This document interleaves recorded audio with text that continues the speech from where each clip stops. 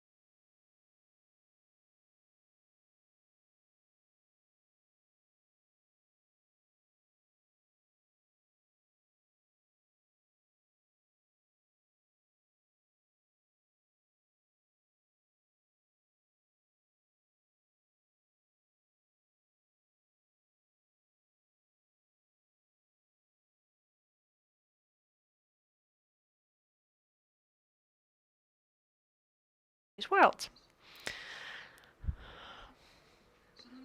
So, okay, good friends, dear friends, good ladies and gentlemen, I'm pleased to welcome you all online and offline. I'm pleased to see you all. It's unfortunately we can't see all people who are online with us, but the topic of our today's conversation is very interesting. There's the draft law 5600, and this is a very scandalous draft law, I would say, because a lot of people have started discussing this draft law, and a lot of business circles, they do not like this draft law, and some of the members of Ukrainian parliament, they share the same disturbance, because right now what we have already seen, and as well that we have been informed, there are 7 alternative draft laws that have already been registered. And even among the members of the parliament, of the majority in the parliament, there are some certain misunderstandings on this draft law. And for us, as for the business associations, we wanted to gather all the different points of view just to find out what is something that the businesses do not like in this draft law, and what was the thinking of the member of the parliaments when they have been voting the draft law that we're currently discussing. At this very first panel that I'm really happy to host today, we're pleased to welcome Yaroslav Zhelezniak, the first deputy of the head of the Committee of the Parliament of Ukraine on Financial Taxation Policies, MP. We're waiting for Mykola Solsky. He's the head of the Committee of the Parliament of Ukraine on Agrarian Policies. Pavlo Moroz, the head of the Analytical Administrating Department for the Planting and Animal Production FMHP. Vitaly Sapozhnik, the CFO of Ovestar Union Company Group, and Volodymyr Kotenko, who is a partner in the EY company and the head of our taxation committee in the EBA. So that's very important, and thank you, Volodymyr, for being here with us today. So, Yaroslav, I will start with you, because basically you are one of the one who's responsible for this draft laws being there, because this is just how the MPs has voted. But let us start with you. Can you please tell us, what do you know about this draft law, and what do you think about this draft law? Because you're the author of one of the alternative projects. What do you like, what you do not like? Good morning. Let us start with the good news. So we haven't voted for this draft law yet, and I really would like us not to vote on this draft law, but there is this there is a very great desire for the main majority to discuss it on the committee, whether there will be the quorum or not. But like, yeah, I've heard that they say that the quorum might be there, but the results might be different. Another good news about this draft law is that I have a theory. Let's put it this way, that the Ministry of Finance for this 5600, and let us be honest, it has been written by the tax fiscal offices and the Ministry of Finances and not been coordinated nicely. They just wanted this nice people when we're going to meet for us to have the topic for the further on discussion. Right now, you're coming to any meeting of the business associations, and if you do not have any topic to discuss, you just say 5600, and for next half an hour, you will have a very nice discussion, not even a small talk, but a very deep conversation. But as soon as you say that our party, the holders, is against it, then there is even longer discussion. By the way, the representative of the Ministry of Finance, they didn't decide to come, but they didn't want to come. I don't know, maybe they were not allowed to come. I believe that in their case, 5600 is not a pleasant conversation for the Ministry of Finance. But speaking on this draft law, 5600, if you have just if you've just seen it for once, from the very first pages, you know that it has been written in the fiscal services. And I do believe that the dialogue was like that. They were said, we need some more money in the budget, and then they're open and up the folder with the toolkit of the most fiscal methodologies, and you will just copy paste it into the body of the draft law. We have seen it a couple of times before. We have seen some of the norms of this draft law are being repeated from before. I had this third working group throughout this period. We have discussed the overall draft law before that. Then we have been discussing the administrating issues, but what I can tell you that frequently, for example, some norms of the legislation, for example, the debt obligations, we have seen that the Ministry of Finances are not really supporting this norm, but the fiscal services haven't seen the final text on those issues, and there's a lot of things that are being called the fuck-ups, if I might say that. in the simple languages, but there are some gaps and inconsistencies if I can't speak in a more technical way. And there's also the idea of stopping from the non-material payments, if we're speaking about that. But the draft law, from what I have seen, what I have saw, what there has been a huge problems with that, because have had this title for this draft law that's like an anti-oligarchic, or it has been, it was called anti-Rinat Akhmedov, then the resource draft law. It has always been positioned as something that is going to be something bad against the big industrial groups, but then everyone has opened up the text and they have found out that, but the farmer with 2 hectares of land is not a very oligarch.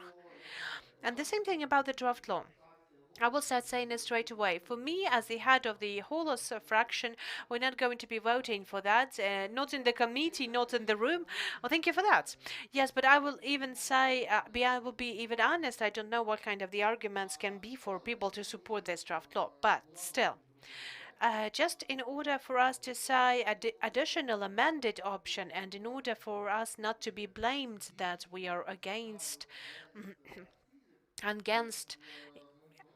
increasing the excise tasks or increasing additional income, we just have taken this part that concerns the resources and we've given it an alternative without the VAT, without any additional pluses and benefits for the constructors, without administration of taxations.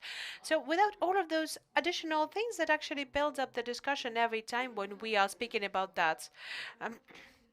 5600D. Okay, but how can you increase the income then if you also work it as a goal in your alternative draft law? No, we're not taking it as a goal. What we want with our draft law is giving us the opportunity to work better on the draft law, to do the D option, to sit together in a working group, to choose those things that the Ministry of Finance can approve, trying to take down those negatives moments that we have seen in the draft laws that we have seen. Well, we're on different political parties with Mikola, but when we're going through the text, so there are some things that are really hard to explain why they have been included into these draft laws. So I have seen the 2 scenarios of how the events will take place. The first scenario is going to be we'll have the successful committee assembly and we're going to have the D option for this draft law that will be successfully amended. It will be very good if we will work on that up till September, not to rush, because we have already losing this opportunity to approve it for the 1st of July. We're going to be violating the budget norm anyway. The other option is to get into the room and not to vote for it in the first hearing. Okay, but if we have already lost this opportunity to change something till 1st of July, it means that even those amendments that we're going to be approving this year, there's going to be starting from year 23 or year 22. If speaking on the norm of this law, that would be very good, so it would starting from the 1st of July 2022. And what was really good about our assembly, what was a high quality difference from the previous, is that all of those nice things, when the taxation and fiscal changes are being approved on the 30th of December and they're being active and valid till 1st of January, then it's never happened with us. We have this budget sustainability.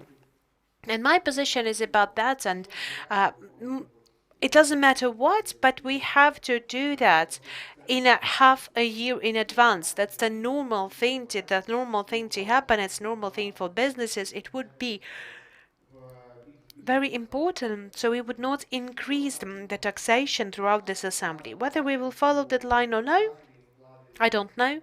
I can see that the majority, they have a very radical idea to approve the situation starting from the 1st of January, but I do believe that the discussion is going to be much harder than people see that in the government. Okay, but taking down this draft law, what do you think? Is it possible to take it down overall? I do not see the vote for the first hearing for it to be approved. To be honest with you, I do not think that's going to be voted in the first hearing. While talking to many different colleagues, the one that are not against some kind of norms, like what do we have, the ecological tax and other things. So when they see the administrative norms, they also telling me that it's really hard for them to find the arguments why they should vote for that. And everyone has taken it. They understand for this 2 years of work that's working in the second hearing is a really hard situation. It can be stopped by any kind of amendment provided. So do not see the sense to work on it before the second reading. The best option for me is to take down this draft law in the first reading, do not actually approve it, and till the 15th of September, the Ministry of Finance, together with the Cabinet of Ministry, they should provide the budget. The budget is calculated for 3 years in advance, thus the budget declaration is going to be 3 years in advance as well. And let them then only use the resource norms that are going to be available for the 3 years declaration. It's going to be, first of all, better. On the other hand, we're not going to get back to the stories of increasing the taxation because, every year as long as I remember, every year we have this resource draft law being introduced. It's never been voted, and every year in the very same atmosphere we're getting together and saying that the Ministry of Finances are really bad because they've given us the very bad draft law. It would have been good if we would step aside from this malicious practice, and 5600 in the way it looks like now, it's not really good for us. I think that we would have lose it on our way to reforms. Okay, well, at least that's very good that the voice is going to vote against it. That's good. Well, this is honestly, this is quite clear. But I do believe that many other fractions and parties in the parliament are not support that. Okay, thank you very much. Mykola, thank you very much for joining us. And what do you think about the 5600 draft law and in what way it can be influencing and impacting people in agriculture? Maybe you can comment upon that. What was, in your opinion, reasonable from the coalition offer so that this project has actually been offered? So what was the reasons why they have offered this really nice legislation, in parentheses? Well, basically, there might be many things that would actually be the reasons to offer that, but I think that's, if we're going to be discussing the assumptions, we will talk till the next morning about that. Yes, what I would support to what Yaroslav has said in many points, especially would support him in saying that the draft law is 130 pages of text. It's not a declaration, it's basically a very complex taxation document that is definitely going to influence all of the sectors of businesses in Ukraine. There are some general norms, there are some sectoral norms, and it's quite clear that the general norms are going to influence the overall business development in Ukraine. Speaking on agriculture, there are some good things that I completely support. For example, the equalization of the taxes on every participants from the businesses, from the agriculture businesses. With no lyrics, no demagogy. We should have done it even before. Everyone has to pay the same taxation. It's not increasing, it's equalization. Because basically all of the people who are paying taxes legally, they're paying even more. They're paying even more than, for example, the minimum taxation that has been written down in this legislation. But here there are many technical moments that have to be changed, and we can discuss them separately if that, for example, if the participants would like to discuss that further on. But for example, I do believe it is important for us to take down the overall rate from 5 to 4%, because the normative evaluation that has been done in our country has been done in a way that the quality of land in Odessa region is not worthier than in Vinnytsia region, but there's not enough moisture there, not enough precipitation there. So it's going to be a discriminative norm for them based on all of those norms that the way they were doing their businesses in those regions. There are many technical moments that we can discuss because, it's a text of 130 pages, the one that we have to amend. What I am against of is that I am against those new general norms that are all connected to the administration of taxes and overall the authority of the fiscal bodies. So starting from the overall terms of the tax credits to be estimated, the overall reasons of sending the inquiries, even those details that are included into this draft law,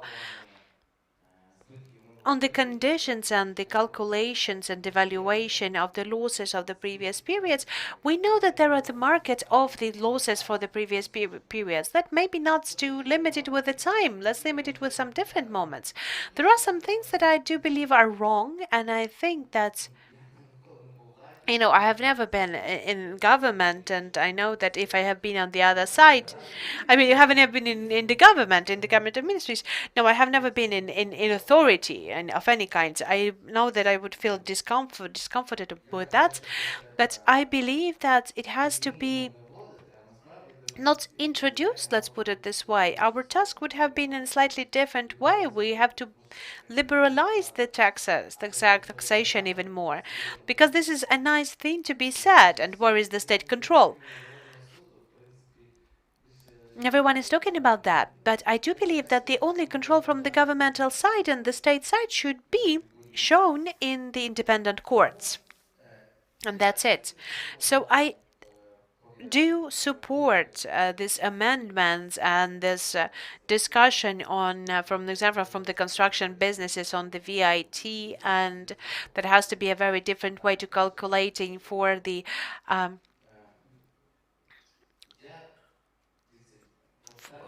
value losses taxation. There are some alternatives that I've offered as well. And I've never have been discussing in those amendments that I have offered, I've never had discussed these issues that in this legislation, the poultry business is avoided. Because basically, time after time, we have some specific ideas that have been increasing and some things have been starting after that. I do not know the owners of the biggest business in this sphere, but we are leaving the fixated tax for the businesses that are providing, that work with pigs and calves. So the same thing about the meat production. So I think that some person would be just working with calves, then we should just avoid the people who are growing calves. But there are many actors and many players on this market who will be affected away. And starting the basic changes in the legislation based on the personal approach is not the right thing to be doing. So that is why I didn't offer this topic in my alternative legislation, but in general, I do believe that those things are wrong. The same thing can be applicable to the resource moments. I'm not acquainted with people from different businesses, but there's one point when you are making a difference for one person and you're going to say, like, you're a bad person, you're going to pay 10 times more than the same person that has been doing the same, but we believe he's less bad, then there's always this desire to first of all restructure, and then it also will cause resistance and opposition. When there are the same rules for everyone, that they can be easily accepted. And the people who are against this approach, they don't have a lot of allies. So I do believe that is something that we have to consider as well. Even though I absolutely support what Yaroslav has said, in the alternative amendments, they have it that those payments, they have to be increased. Even maybe even higher, in the higher figures than the ones that have been identified in the draft law. But there have to be the increase of the prices, and there has to be the same understanding that the rules have to be the same for all. Okay, but your fraction, the servants of the people, have you already discussed this project? And what is the position of your fraction in the parliament? Because you have more chances to block it or take it down or to influence the position of the Ministry of the Finance. Well, let's consider it this way. For the fraction and the formal meetings according to this draft law, we didn't have it yet. I'm sure we're going to have it soon. There are some certain discussions that have already happened, and the discussions are in different formats and different shapes. And I do believe that this is the best practice in this case because the questions are being posed, the answers are being given. And I do understand out of those discussions with the Ministry of the Finance that we've had, there are some certain compromises, more or less on different points of view. I do believe that there is the desire to change something, and there is the readiness to do that. I do believe that most of the fraction of the servants of the people, they support this draft law. Yes, there are definitely some things that are included there that have to be regulated, and Yaroslav has pointed those out. Those things that we have to do, that's true. But the other issue is when, for example, the draft law is being called in some certain way, and they're taking out of this 130 pages, this title is only referred to one page, and this is something that we have to deal with.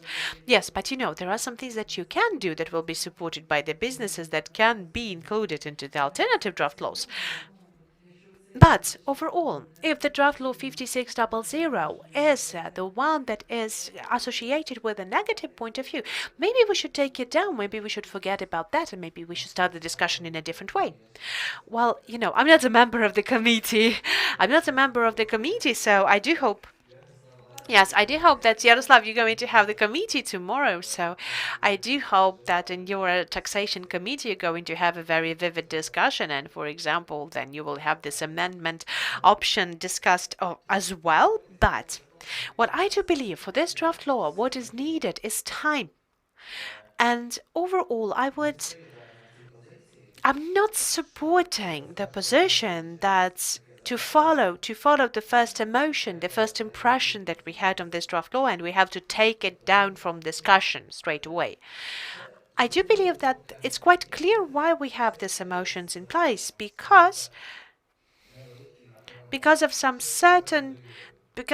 problems with trust, because I do believe that we still can transform those problematic things into some resolutions. We can just take it out or transform it into something better. So there is a place for the discussion. I don't know how I've answered your question.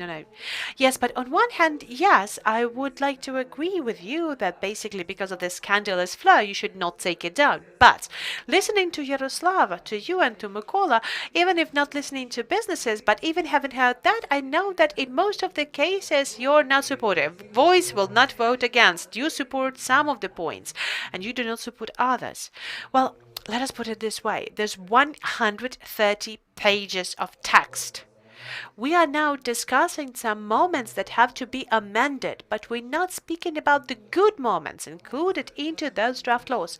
Okay, how many pages are in your draft law, in your alternative draft law? You have said, like, in your alternative, just if we speak about pages, I have the amendments that I have offered. I'm going to tell you even now. Amendments that I'm offering. I have a round of 30 something relations and norm that I'm offering to amend. So this has the certain more than 30 regulations that I'm offering to amend. Okay, thank you. I want to clarify it with Yaroslav. So what is going to be the mechanisms of discussing all of these alternative draft laws for 5600? So what are you going to do with the article by article, or what is going to be going on? Okay, tomorrow, 11 o'clock, we might have a committee assembly. Yes, I will be honest with you. There is this understanding and there is this possibility that we still have to work with our voters and we might not start the committee this week. So I will not be surprised if some people will not come to the committee, they will not get connected, or they will lose their internet connection in the pathway. But I do believe that we have to work with that. We should not be afraid of that because it's not a big deal whether it's going to happen this week or next week. From the very beginning, the Ministry of Finance are going to be presenting their version, which is 5600, and then with the overall applause from the fiscal services, it's going to be presented for the committee in the Parliament of Ukraine. After that, all of the authors of the alternative draft laws, they will have the time to present their own ideas. They will tell why the Ministry of Finance are wrong with 5600, and then the authors of the alternative draft laws will be able to present their offers to the committee. Let's be honest, even though most of the alternative draft laws have been provided by the coalition, I do believe that the discussion is going to be only around 5600. And there are two options how we can do that. Option number one is to first of all recommend to approve this draft law on the basis, as in general basis, with big amendments and big desires to work on it till the second reading.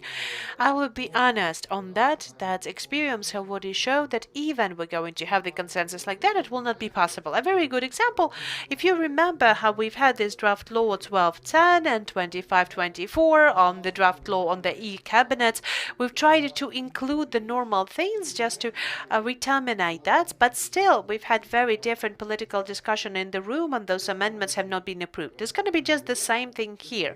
Let's be honest, the part of the people who are going to be against the draft law, they're going to be ruining the text, so it will not be voted for.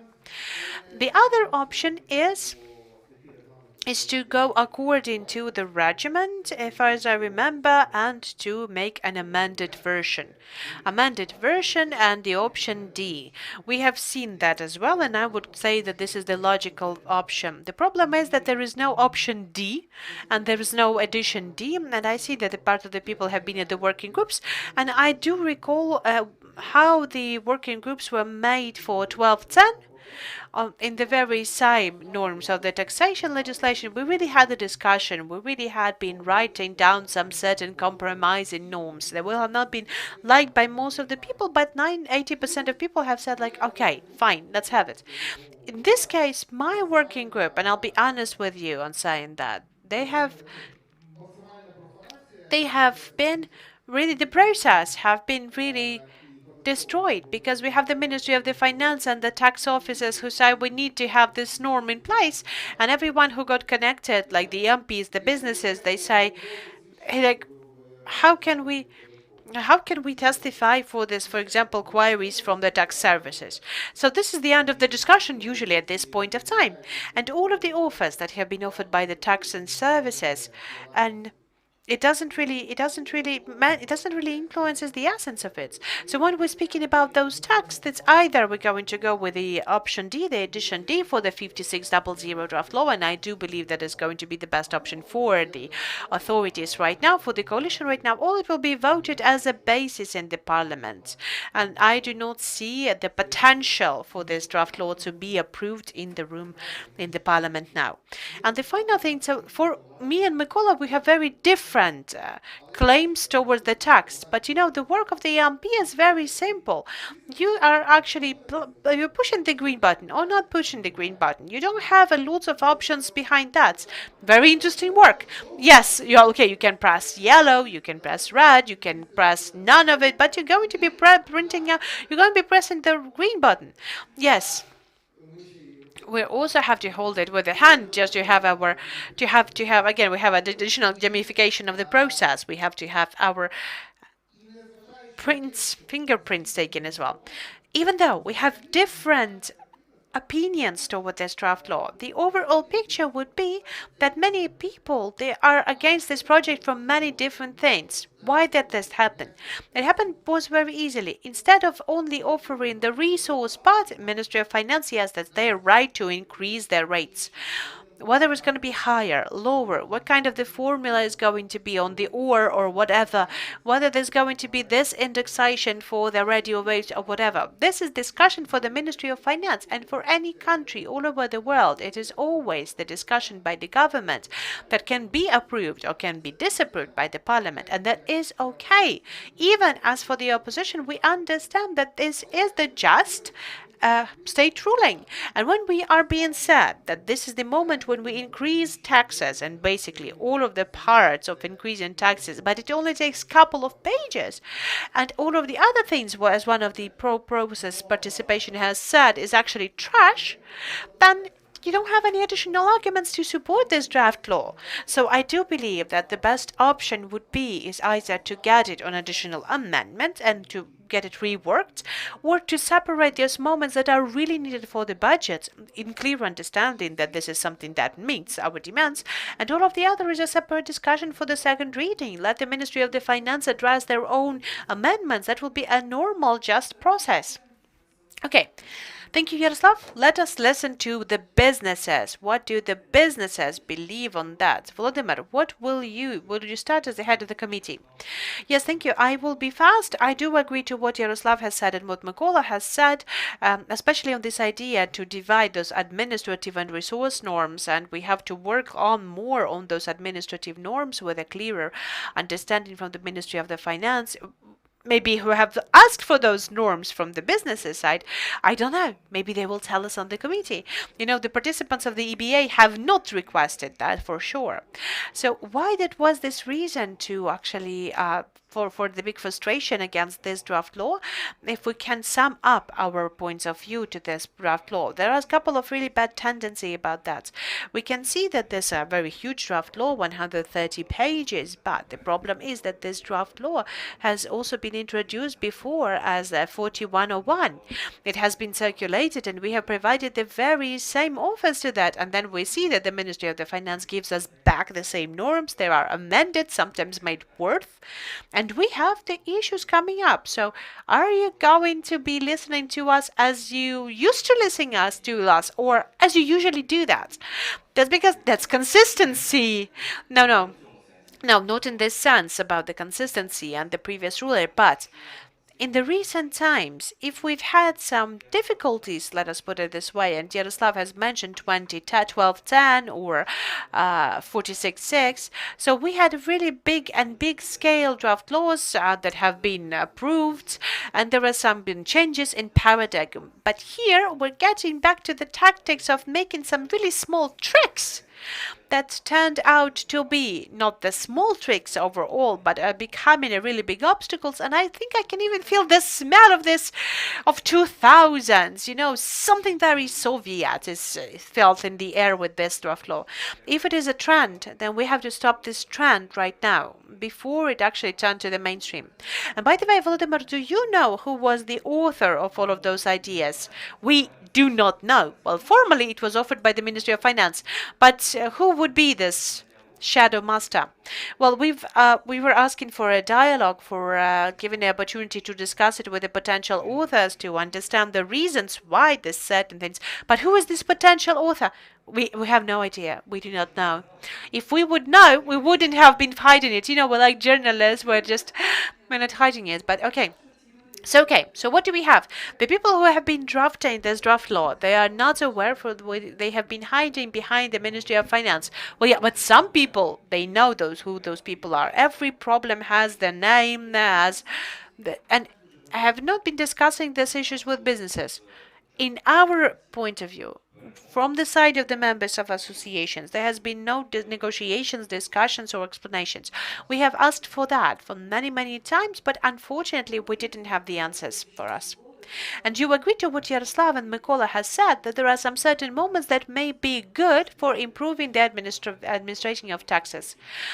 I would like to abstain for this kind of evaluation, because basically, when you only have the spoonful of honey in the bucket of shit, then it still doesn't make the product better. So yes, we have to go to the best option available, but if there is the opportunity to take down this draft law and getting back to working on the resource norms and regulations, and working on the norms according to the resource needed of the Ministry of the Finance, we have to do that. The administrative norms, the taxation debt, preventing from going abroad to the height of the enterprises if there is the tax debt is there. Yes, but we don't have a lot of opportunities to get abroad now as well. So do we have to also amend and synchronize this draft law with additional draft laws on the taxation amnesty that has already been updated as well? So yes, the Ministry of the Finance should start the discussion with the MPs. Okay, alternative draft laws. Have you checked them up? No, we haven't clearly analyzed it, and I will tell you why. Because there's a lot of those, a lot of those. I wouldn't have analyzed them as well.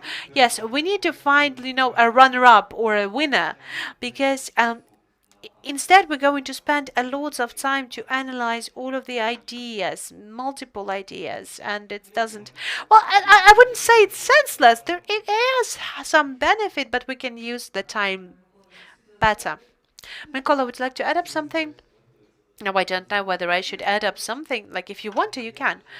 Yes, because you know what? I see that everyone are just noting down the very important things, even what I've said, mostly like the taxation debts, there's limitations of going abroad for the head of the enterprises, for when there is the taxation debt in the enterprise.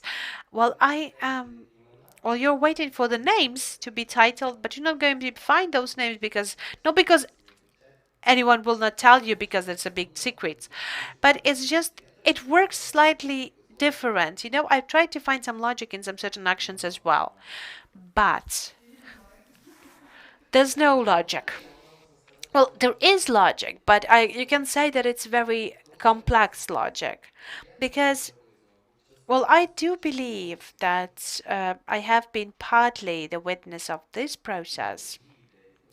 We had two ideas. First was to divide this draft laws into certain directions, like resource, administrative, 1, 2, 3, 4, and so on. The second idea was to join everything together. In the discussion, each of these ideas have the certain pros and cons. The first idea was that it's going to be easier for implementation because we have some chances that the resource needs or the other things that have a better consensus, they will be voted for in a faster pace. And the second moment, and there are multiple arguments to that, there was another moment why everyone voted to make it all together, was why should we spend some time in, cutting the tail in parts if we can cut it out once? And when you're getting it to the people, when you're making this decision, then you have to understand that the reasonings for the people who really want to take down this draft law in the resort parts, they might be meeting their needs and the reasonable arguments. So there is a very specific logic. So yes, let us support, for example, let us support the overall joint voting for just to make it faster. But the task is in slightly different thing. And in this case, for the people from the Ministry of the Finance, I am sure they have this desire, and everyone needs something. We're always trying to find some money for the 10 years already.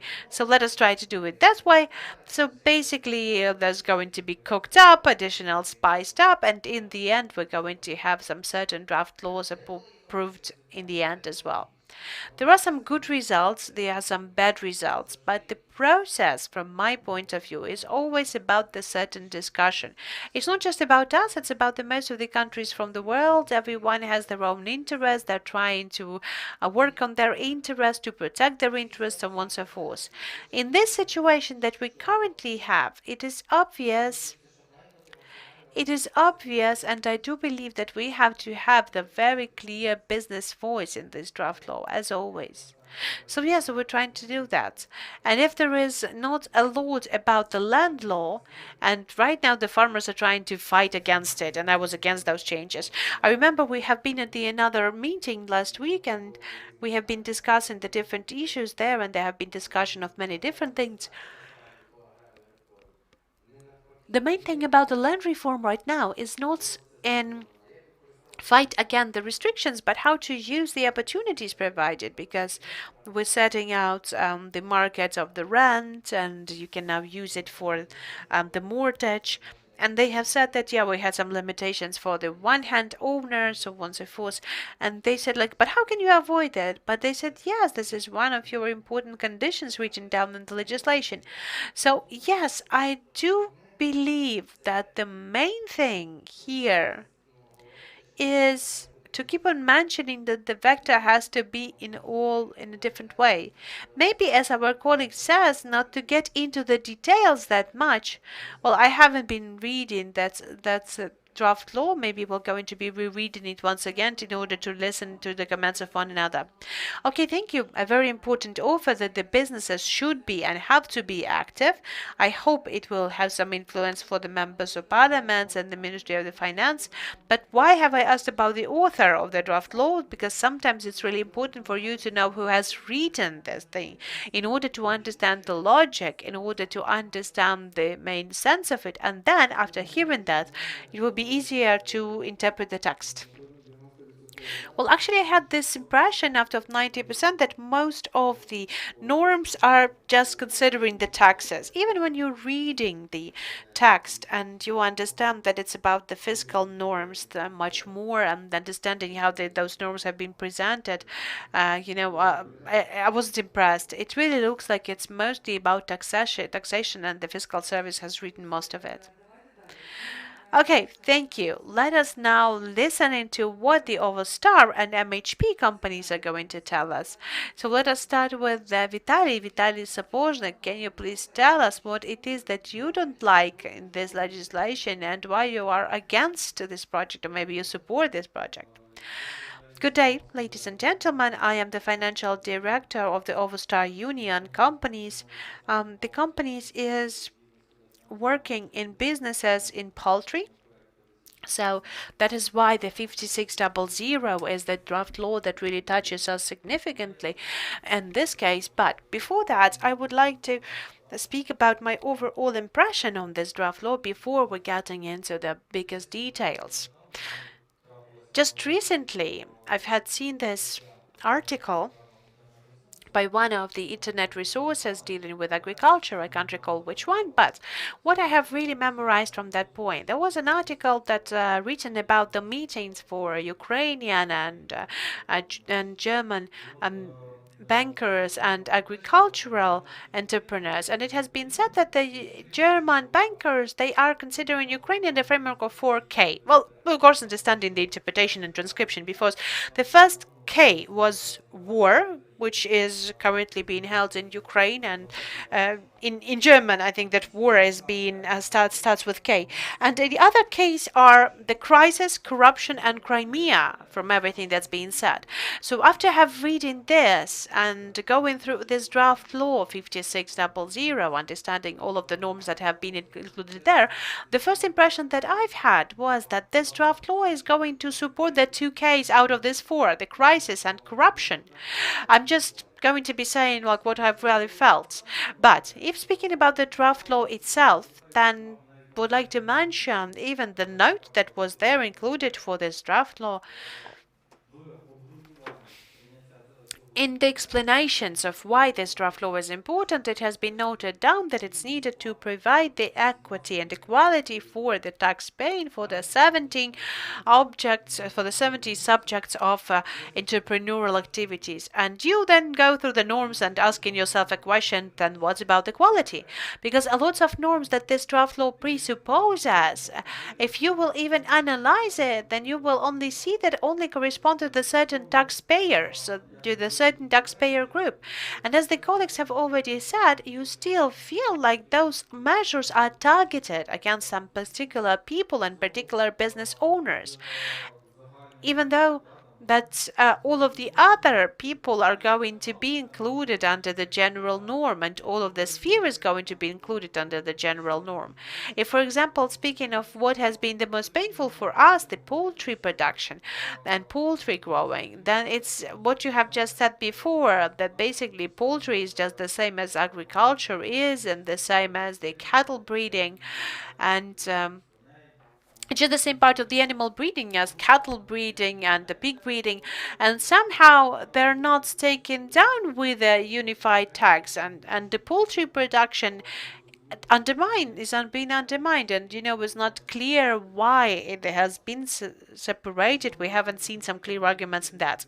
Speaking on other administrative norms that have been introduced in this legislation, in this draft laws, from my side, having a huge experience for more than 20 years of working in businesses and working from the side of any kind of taxation investigations and expertise inquiries and so on and so forth. I can say that even without this draft law, for 3 or 4 times a year, we're having this open suits with with the fiscal officers, only because we are a producer. Why? Because the producer is the final chain in using and consuming all of the resources that have been procured in order to complete the production process. And when you are the end users, then no one really wants to clarify, are you right or are you wrong? It is just easier for some people to come to you in the end and to write down some of the violations for the people who are the final consumer in this chain. So no one really would like to get to know who is to blame, and no one wants to get concentrated on who has violated the norm of the legislation. It's much easier to support the income of the budget with the help of the real businesses, with the help of the producers, with the help of those who are at that end of chain of the consumption. So, understanding those norms that have been planned and outlined by this draft law, I can make a conclusion that the situation is only going to get worse, and again going to get worser and worser, because even the norms of this taxation mortgage that has been mentioned here. Right now, we have this opportunity to at least protect ourselves. For example, when you have been providing the norm and you have paid the overall fine, and you know that you have the right for protection in court, and you know that until the court hearing is done, no one will come up with to you, and no one is going to accuse you or going to freeze the part of your actives or whatever, the part of your equity. The norm that is presupposed in this draft law, that is just a norm that will allow us not to kill off the businesses if you need it. Because basically, in the way that the taxation investigations and the assistance are being made, I agree to the previous speakers who have said that it seems like the fiscal service has been writing those norms, and I'm absolutely sure about that. Because when I'm reading throughout the norms and when I'm reading throughout the acts of the taxational checks up, you can see that they're the same.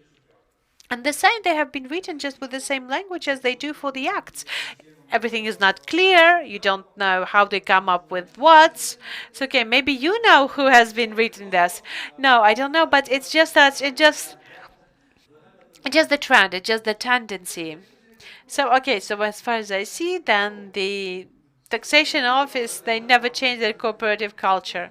Yeah, well, probably no, probably they haven't. And even when I was reading Stray Thought and Norm that has been introduced to the recyclers and the medium, so it has to be at least 8% of your personal participation. And I don't understand how it's going to be calculated overall. And there are so many moments there that there's so many pressure that it's just going to get harder. So in this case, it will be harder for the businesses to protect themselves, because if they're going to have this norm, then they're going to be not only rewriting the acts in the worst way, but they also will take away your real estate. Yes, I'm going to be very harsh, but if you will read to the norm of the legislation that is offered, that's how it goes. The more, even most important things, you will be taking off with the opportunities to develop businesses. Okay, that's a very bad perspective, but let us hope that the deputies are going to hear that and they are making their conclusions. We have two more representatives of buildings. Let us listen to Pavlo Moroz and MHP. As far as I understand, that's not like against. You have been in the center when people have thought about this draft law, because when you have written it, so I do believe that they have been thinking about the MHP at that moment. Yes, throughout of this first part of this press conference, you really want to know some names that I'm going to give you name, and even Mykola has been hinting out to this name. You know, Yuri Kosuk, at one point of time, he has said, just quite recently, that he has said that it seems like when the legislation is being written, then you're always thinking about MHP. No, it's just like you've written some norm and regulations and say this norm is an exception for Yuri Kosuk. Yeah, they're just going to be the legislation against Kosuk. Yeah, so yes, but this is how it's being said. It has been said because like it's you cannot violate the legislation process like that, including the name into the law. But they had this Article 14, the law on the preventing. I even have said this title on the basis of the counteraction on discrimination in Ukraine and on legislation on anti-discriminative expertise and the civil anti-discriminative expertise in the regulation acts. So basically, you have already violated legislation by creating new legislation. It has already been said by the previous speakers while this project has been prepared. But that's not the main point of this. I'm an analytic in a company, but I'm a professional finance professional as well. When I was reading the strategy of the government that has been presented last year, and there has been a very tough presentation, not 130 but 230 pages, I would believe. I've read through all of those strategical presentations, all of it, and that has been said that this government is going to stimulate the development of these sectors with huge VAT. If you have read it, do you know that? Yes. Yes, so that's all of the governments are written that. Yes, but what has been done in this half a year? 14% of VAT has been approved for the goods of the medium consumption. And still, like in Europe, it's being said, that it's been said that we support the value, the European Business Association. We are inspired by the EU values. Yeah, but you are inspired as well because you were part of the EBA. Yes, yes. But in the European countries, the reduced VAT is for the goods of the final consumption, meats, milk, cheese, and other things. Okay, good. Now, what are we going against? 14% for the intermediary consumption. Out of all of this sector, against all of those legislation that I have mentioned and the draft laws that I have mentioned, you're taking away the poultry, or just taking away the poultry. It's been just cutouts. And you're starting the destimulation of what? The destimulation of the processing and producing the product of the high value added. Economy-wise, it's going to also take the other sectors with you, the pig breeding, the cattle breeding. But there's another issue about that. When in the government, or in the parliament, there was the first presentation of this draft law, when it's been said, like Mr. Kosuk's business and other owners, I do not have the moral right to mention those names. So there was no this norm about being exempted from the unified taxation of the group 4. There was no calculations to that. There was no economical calculation to that. And then, the ministers of finance had added the new presentation that they have calculated that they will only take plus 100 million hryvnias. That's it. Out of all of the budget of the state, it's nothing. But there is another question I have. Stage number 3. When you are engaging plus 100 million hryvnias into the state budget, how much the territorial community budget will lose? The only taxation that creates the budget is the budget of the forest groups, and small and big, and the small producers. They're not building agro holdings. They're creating one enterprise where they have the indicator of the poultry. Now they have increased their production cost by 60% because there is the highest price for corn, and they are now working for the worst. They're working for the laws for 2 years in a row, and right now they're going to be having the general tax. You will not going to receive this plus 100 million. Yes, that they will be from MHP and other big companies, but it's just 100 million for the budget. But what is going to be definitely not happening, we're not going to have the budget for the villages. Okay, but have you been negotiated too when this draft law has been offered? No, they didn't. Why? Why? You'll need to have a discussion, and you don't have the questions to ask to. And right now I'm sitting here with my phone. I've recorded it all. I just wanted to say that with a one remark, one final remark. We have been meeting with the representatives of the Senate of the Netherlands, and he has said that in their country they have 2 million hectares of agricultural lands. They export the product for 90 billion euro, and most of that is the products with high value added. We have 30 million hectares. We export, and this is the record figures, $22.4 billion. 70% of those exports is the raw commodity. They already have the reduction of VAT, and the part of the high added value product has decreased in the recent 2 years. The issue is the government, they really want to make Ukraine the commodity country. That's first of all. The second question, just as Yulia Volodymyrina Tymoshenko likes, I would like to ask the people who have designed this draft laws, what is the prices for eggs in the shops? Thank you, thank you. But it depends. It depends on what eggs and in what shops. Yes, I know what the price is. It depends on what eggs. Yes, I just wanted the people to answer that. Have they seen the trend of the prices in the half year? Okay. We don't have the creators of this draft law. Maybe they're listening in to us. Yeah, but maybe the other analytics can answer that. Or maybe they can offer them to amend this legislation so they not just give us the real economical grounds to that, just to actually provide this like control for the land use. I'm not even mentioning on this tax obligations. I have a very different treatment to this norm, not very positive to be honest, but the control of the land use and the payment for the land use. Those businesses, poultry, they're working in the rural areas. They are placing their hen houses in the villages. We are providing this communication with the rural areas government that we will provide that taxation for the land use into the local budget. Okay, thank you. I hope that you will enjoy this discussion in the parliament, considering the position of the businesses as well. And we do hope that the members of the parliament will listen to our position in the parliament. And we have one representative of the businesses, Dmytro Martyniuk, the financial director of the EMK company. Yes.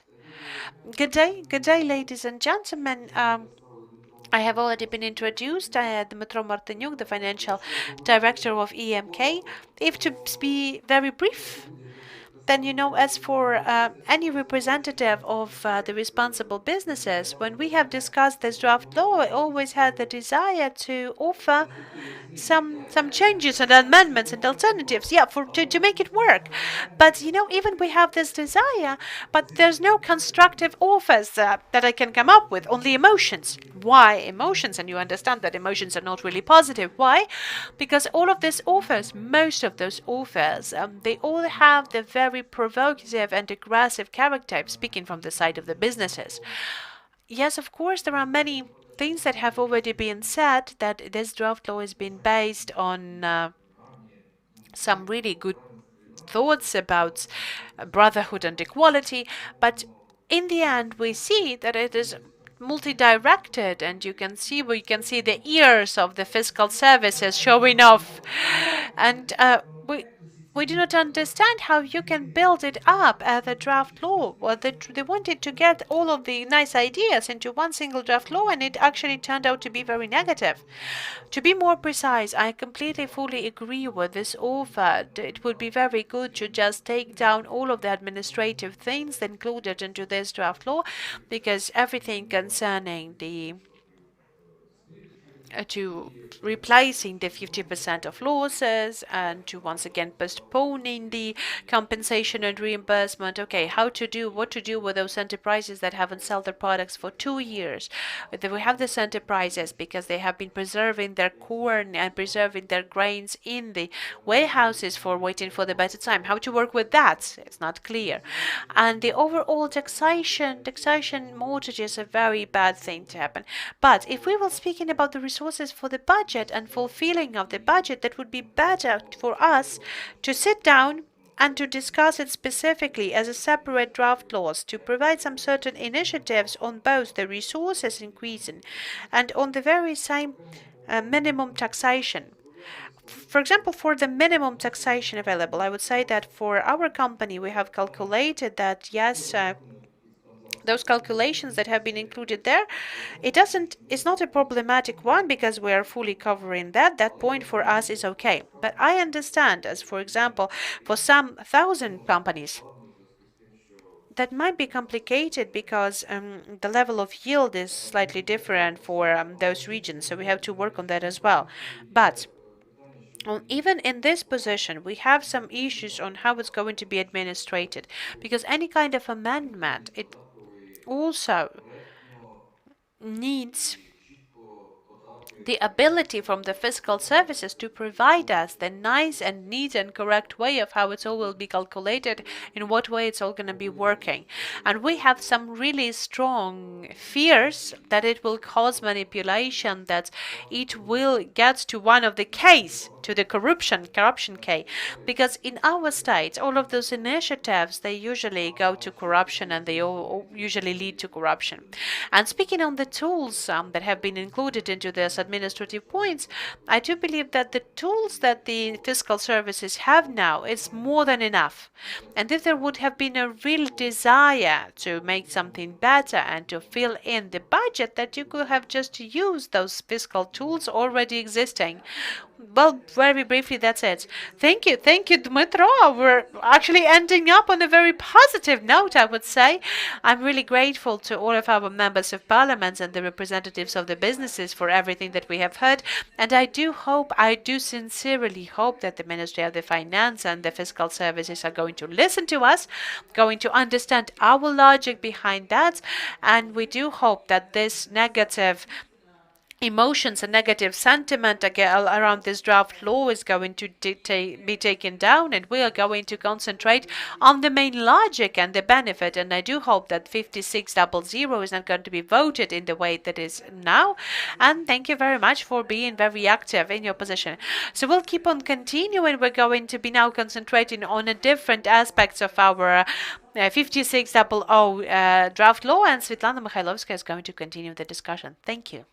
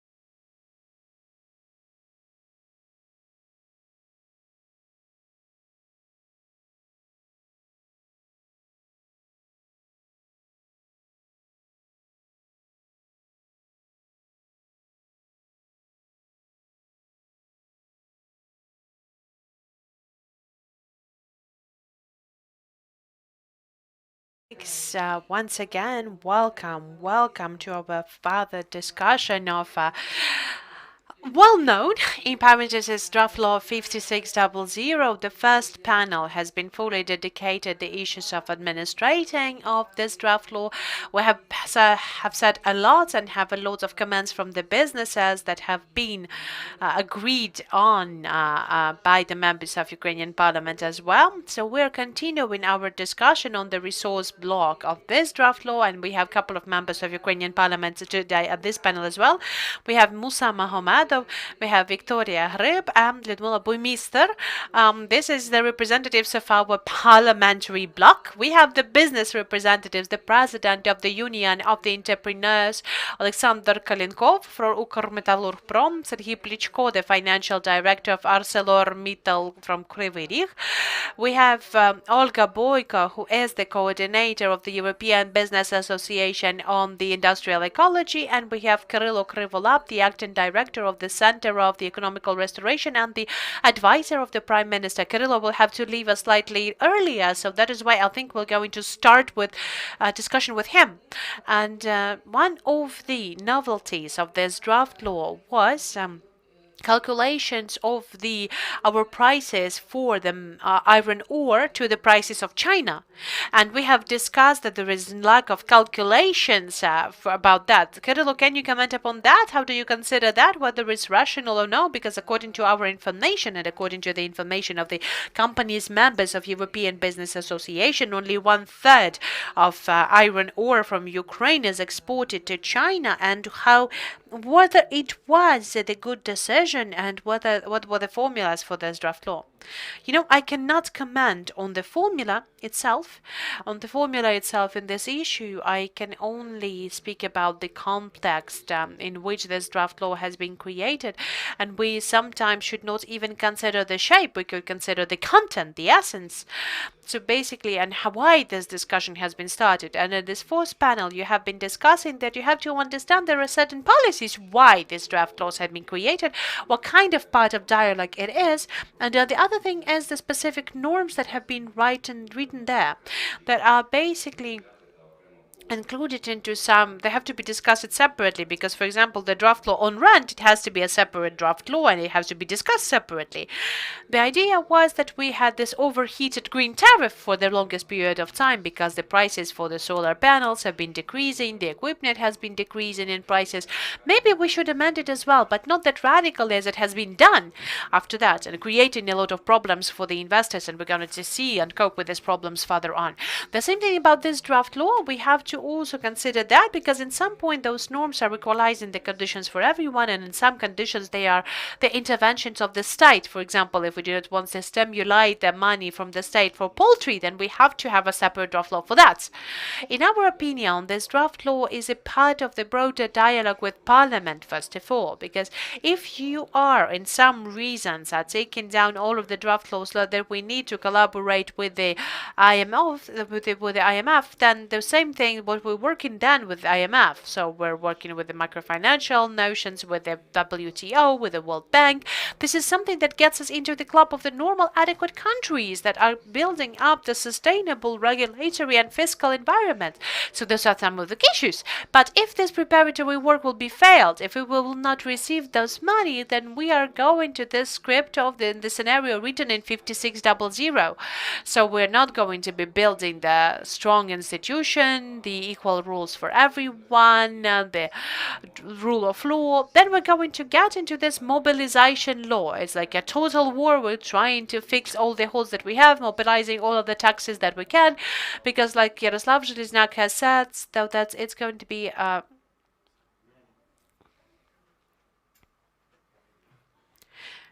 that yes. So as he has said, that you don't have the sound. No, it works.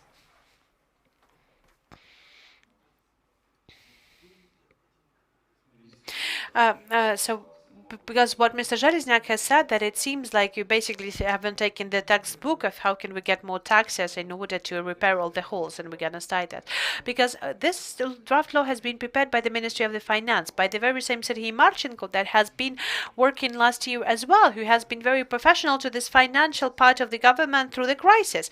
We have been one of the few countries in the world where we did had the fall down of the GDP and increase of the taxes. So working with the counterfeit products and other things, we have covered those holes without the IMF. We have found some money for the COVID, for the roads. That was phenomenal. And then we have to need to find the question why this person is given this kind of draft law. And well, there's not a political position, it's a dialogue. So if we're not going to be following the overall... Okay, Kirilo, can I understand it the right way, that you are just now giving us the idea that this draft law was initiated by the Ministry of the Finance against the strategy that you have been preparing as well in order to manipulate the parliament in some way? No, it's not about manipulating the parliament in that way, but it's like, for example, when you know that there's some military actions can be held in autumn, then you have to go through this draft laws in spring, so you can actually have this action going on in autumn. Or for example, like new minister, Mr. Leshko, he is now providing the oxygen for the hospitals, so we would be ready, for example, for additional wave of the COVID-19 in summers, because we already have the Russians with the Delta straits of COVID, so we need to be prepared. So we're trying to be prepared in advance, and think about the Minister of Finance who has some certain options. They're getting prepared to certain options.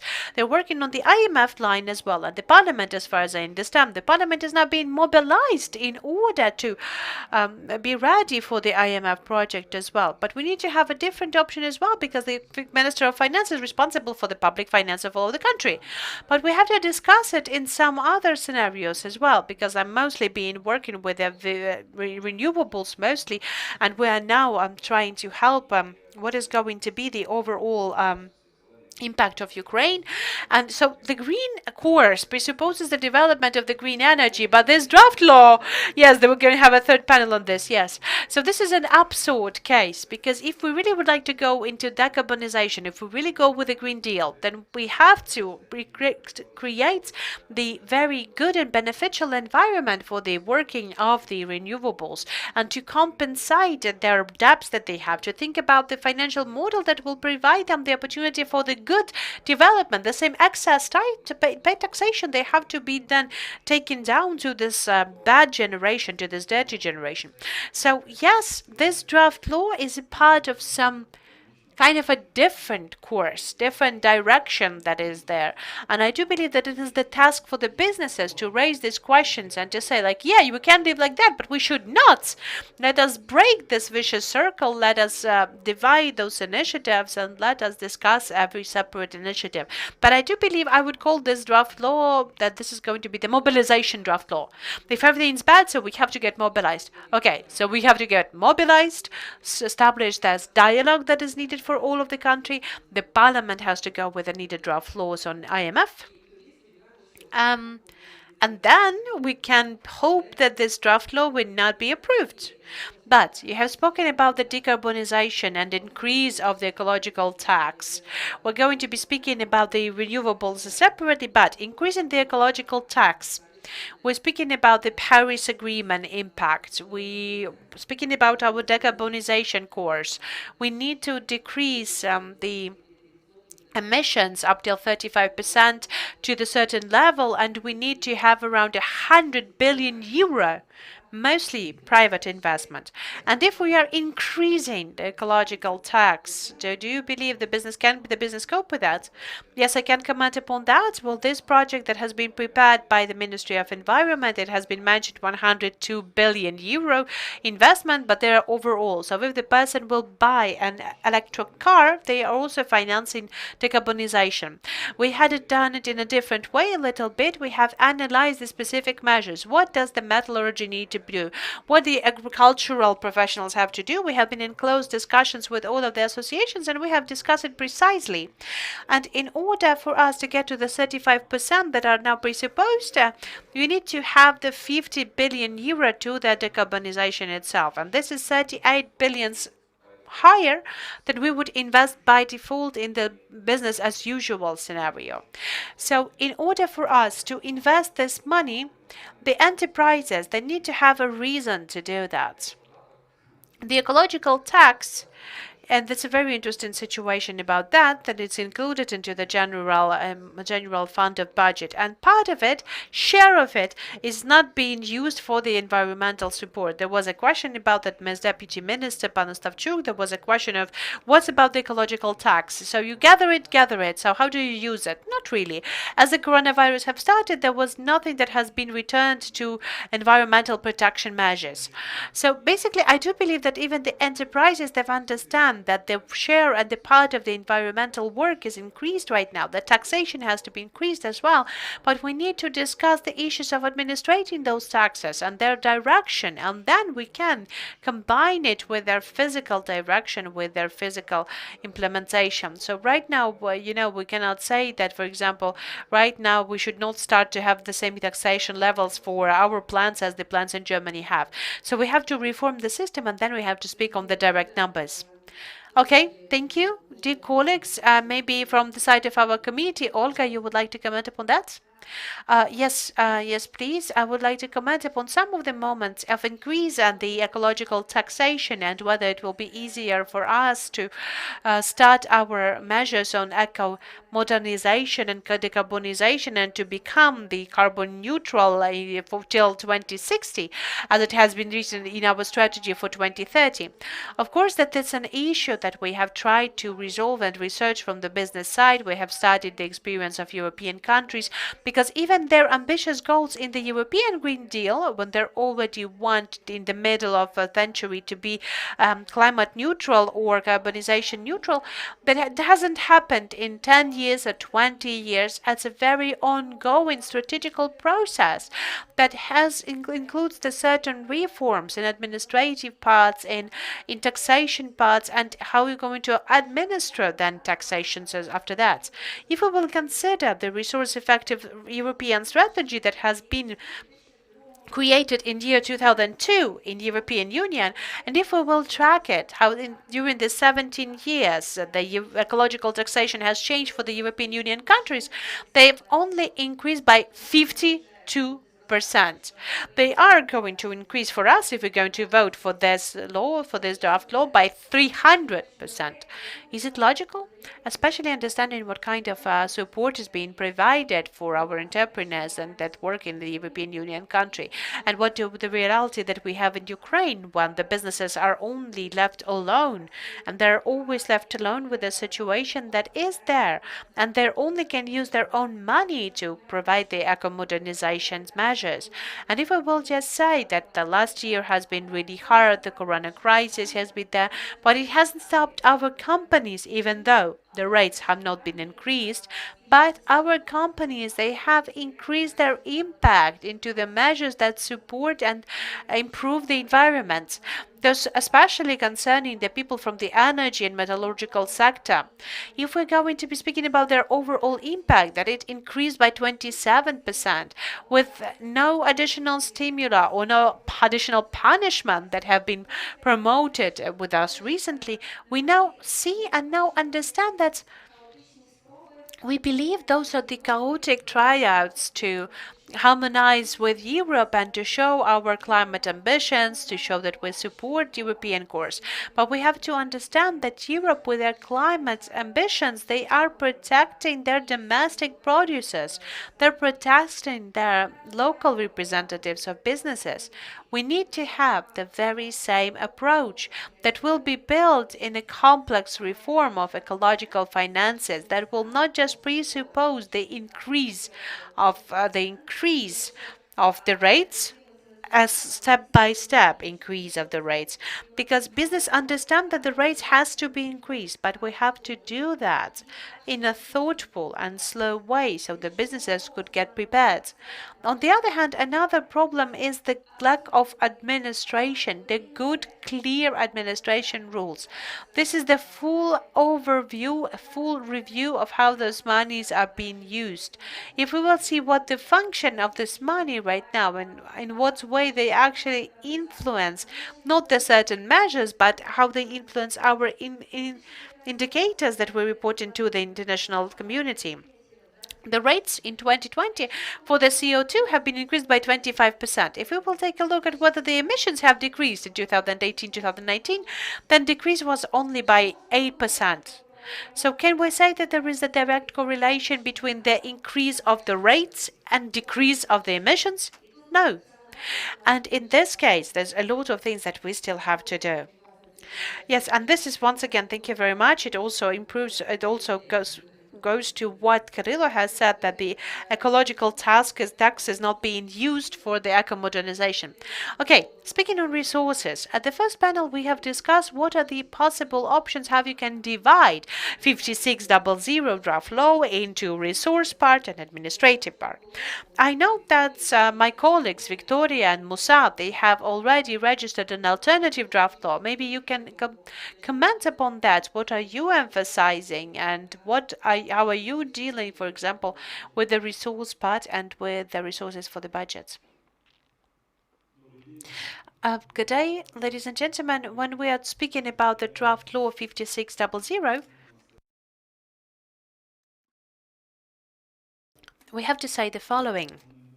Speaking about the three main blocks that are covered by this draft law, and we need a really significant colossal amendment, colossal change in this draft law, so that we would have a nice balanced draft law. And together, in order to do that, together with our colleagues, with Victoria, we have prepared a draft law. I'm not going to be emphasizing the administrative part in this case, because at the previous panel there was a very good and detailed discussion about that.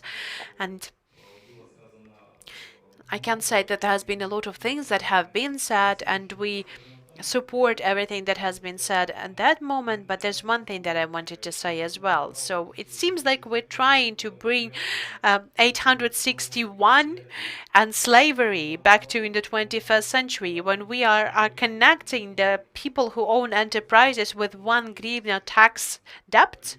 So we are now saying that we're building the state that is built on the liberal values and liberal goals, but right now we're heading back to Russia of 1861. We should not do that. I will give you a brief example. You know, my colleague, he's preparing to go to one of the competition of the Ukroboronprom. After he has read what are going to be the changes to the legislations, he said, like, no, I'm not insane. I will wait while you will vote for this legislation. Either ways, I will not going to be working. So how do you think I should work, being tied up to my equipment or what? There has been a lot about the administrative part that has been already said, but let us speak about the resource part. There are the two main direction, the ecological tax that we have already started to discuss, and in the same time there is the draft law 4167 that also adds up additional pressure and additional taxation pressure for the businesses. And if right now we're going to approve 5600, 4167 and other draft laws that are going in the same course simultaneously, and they are being prepared by non-professional people, in my opinion, because this kind of draft law, to offer this kind of draft laws that are going to cause the complete deindustrialization of the country is evil. And I do hope that the Parliament is still a place for a discussion, and I do hope that the committees were still having our work down. And just speaking about this 4167 draft law, the Committee of Economical Development has voted unanimously against this draft law. Why? Because the taxations and indicators that have been assigned to us, they've been assigned from Germany, from Japan, from the best international practices, and we should reach those levels in 4 years. In 4 years, even though we need around 10 billions to reach it. The decarbonization, we need 50 billion. So how are we going to take it? Where are we going to take it? Why those people who are offering us these draft laws that are not considering the opportunities and the scales of our economies? I have no idea. So that is why we have prepared this draft law. If we're speaking about the rates, if we're getting from 10 hryvnias to 30 hryvnias from the excise, what should we do? We need to then put it into decarbonization fund, because this money are going to be used in a unknown direction. That is something that we do not want. We are saying that we need to have the decarbonization fund, and those money has to be used as sector-wise. If you're collecting the money from the sector, then there has to be then brought back to the sector. Because, for example, Europe is going to use 1 trillion euro for the decarbonization. And even for us, without any kind of plan and without any kind of money that might by businesses, if the businesses will survive till that time, but might be used for decarbonization. We're saying let us increase the rate. That's 5600. Let us increase the payment for the water pollution by 8 times. Who's going to be responsible for that? The state water channels. They are the biggest water polluters right now. How are they going to take the money to pay for that? I have no idea, because most of the people are working for the state.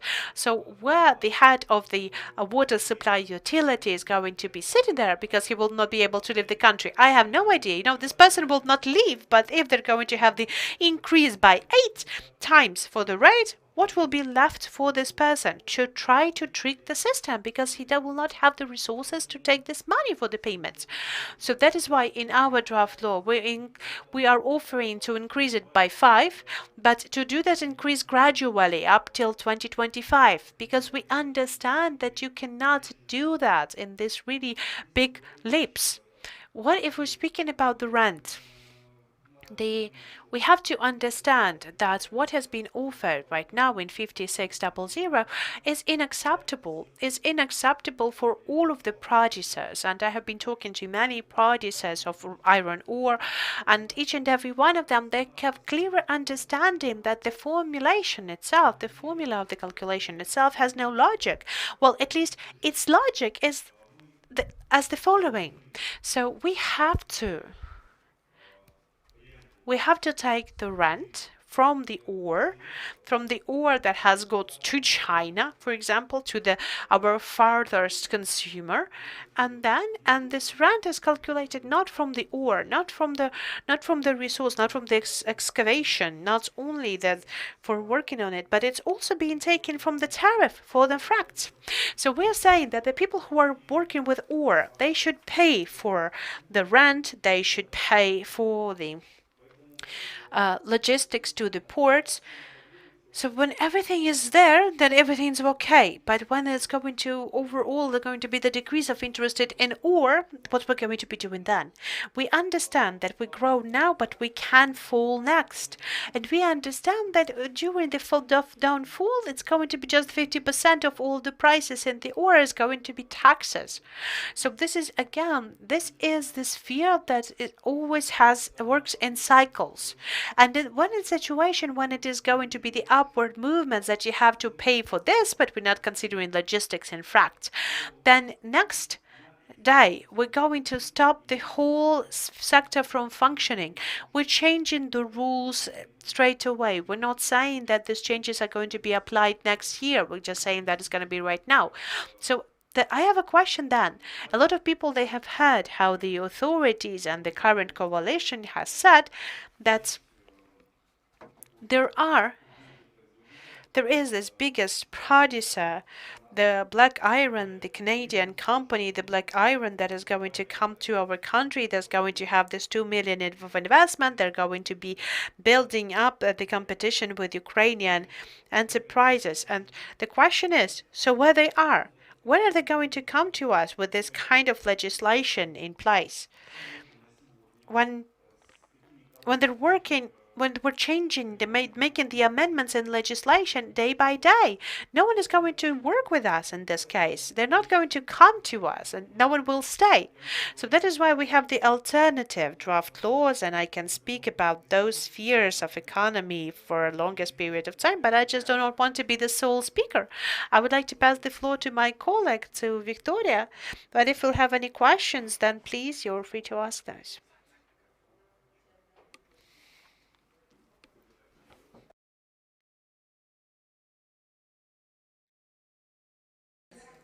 So, okay, Victoria, if I may, then I would like to maybe pass the ball because we have spoken about the topic of the metallurgy. Then we get back to the business representatives and the representatives of parliament. But Alexander, at the very first panel, the EBA has not been invited into this preparatory work for this draft law. But with you, among the calculations, have there been the discussion with you?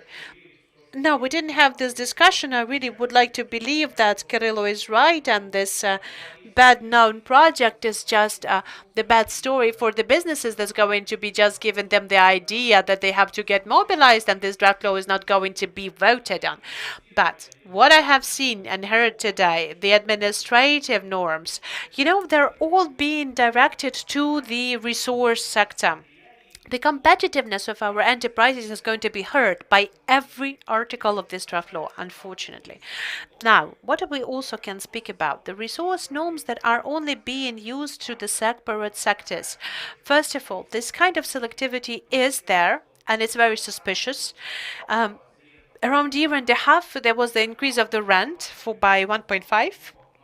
And we have discussed it in the working group in the taxation and fiscal services with an engagement of the Ministry of the Finance. And then at this point, we have understood that the overall, the ore taxation isn't the same as for all of the ores overall. And we have got to this idea that the Premier has already said that the systems of the taxation for the resource payment, it really needs to be worked on, and it's going to be done as in a complex when the new taxation code will be prepared. That should have happened in spring 2020. This is something that we haven't seen going. So on one point, we can see this selectivity. We, a year and a half ago, we have understood that we have the same level of taxations as for all of the ores, not just for the iron ore. On the other hand, we have a clearer understanding that it's not going to be influencing the small and medium businesses is wrong. Because, first of all, we are connected to the metallurgy, and the metallurgy has survived the crisis 2008, 2014 only because we have the vertically integrated companies. Otherwise, we could be taken out of the market already. And the global market that exports 80% of its profits, then Ukraine would have seen that. You might have seen the global market is rising in the next 20 years, and we are rising slightly as well. Our businesses are starting to live more or less better. As soon as the market goes down, Ukraine starts to feel the economical crisis together with our sphere. It's going to happen the same this time. The outcomes that our enterprises will not be competitive is going to be felt by the railroad, by the metallurgs, and 40% of the cargoes in for the railroad, it's our cargoes. The ports is 40% is our cargoes, and all of the other enterprises that participate in this collaboration, the hundreds of medium enterprises, they're outsourcing the smaller enterprises. So this is going to be felt by everyone. The GMK is building up the 20 or 15, 20 15-20% of the GDP. But for the economy of regions, for Dnipro region, Donetsk region, Zaporizhia region, they're making 50% of this impact. So everyone will feel the bad impact. Is it good or bad? What's going to happen? The only thing that we're asking for, take down the emotions that has Igor Valerievich setting out for a couple of years ago. No, we're still very emotional upon that. Let us step out of this and let us start the normal professional discussion based on economics. The only thing we want is for asking is not to create the conditions that are going to be worse than our competitors. We are considering the issues of the Africs and our not really nice neighbors, which is Russia. And in this case, we've had this opportunity to have this normal professional discussion. Unfortunately, it didn't happen. And we have just sold this project to the parliament. Now, speaking about these amendments that have been offered on the change of rent, we're changing the basics for the taxation. There are two ways of calculations: how much money we have spent, and what is the overall the cost for this commodity that is going to be taxed. Or we're doing it top down when we take in considering the market prices and we're getting it to our enterprise. For us, the system, when we are connected to some certain index to the market price, is a much more profitable system. That we had discussed that half a year ago, a year and a half ago, that we need to have the system that is going to get us rising. When the tariffs are going to go down, we're going to be paying less. This is something that will help us to survive. But the issue is how to implement it. There are a couple of countries that are also considering the index: Brazil, Australia. And there is a clearer understanding that the prices that should be formed at the enterprise. So if you're taking any kind of index, Chinese or European, you need to draw this price to the enterprise. The first version that has been discussed by the Cabinet of Ministry, they only spoken about the index. Right now, they have their all also multiplying it by 0.9, and this is fair because we actually do not even have this money. We need to take a look at the real contracts of the enterprises. We have an index multiplied by 0.9 because everyone understood that the wet weight is going to be more than the dry weight, so it might cause you to these prices. But the logistics calculations is just the same as getting to the dry weight as well, because the enterprises do not see that money. Those money are for the logistics, for the transportations that are being paid to the third persons. So fracking and the delivery is unlogical to be taxated. It's not being done by the biggest players of our markets, Brazil, Australia. They only get into the prices of the enterprise. So this is the first thing that has to be done. Moreover, we know we already know the numbers. FRACTS is the index that has been published. The delivery inside of Ukraine is also an absolute figure that can be calculated. The average figure is going to be around $15 per ton. That this is going to be approximate level. But if we're going to take 0.9 as the dry weight, we can take the FRACT from China to Ukraine and plus this $15 from the Ukrainian side, and we will get a little bit closer to the standards that our competitors use as the taxation schemes. Then the progressive scale. Yes, we want to see the rate changing, but if you're connected into the index, is going to be changing as well. The index is changing. Why should you include the progressive scale to indexes like that's not clear for us. There's no other place in the world that uses it like that. So right now, how we see that, it's not about the economical needs, but it's mostly about some kind of emotional approach that some people believe that other people having like multiple income, multi-million income, so let us put more taxations for them. But this is a cycle sphere. When the market grows, all of the things that we receive in the growth of the market is being invested to survive through the bad times. So there's no additional super big income in that. So, and I do believe that even Mr. Kolomoisky is aware of that. So we are ready to have the discussion in the economical sphere, but not in the sphere of any kind of emotions.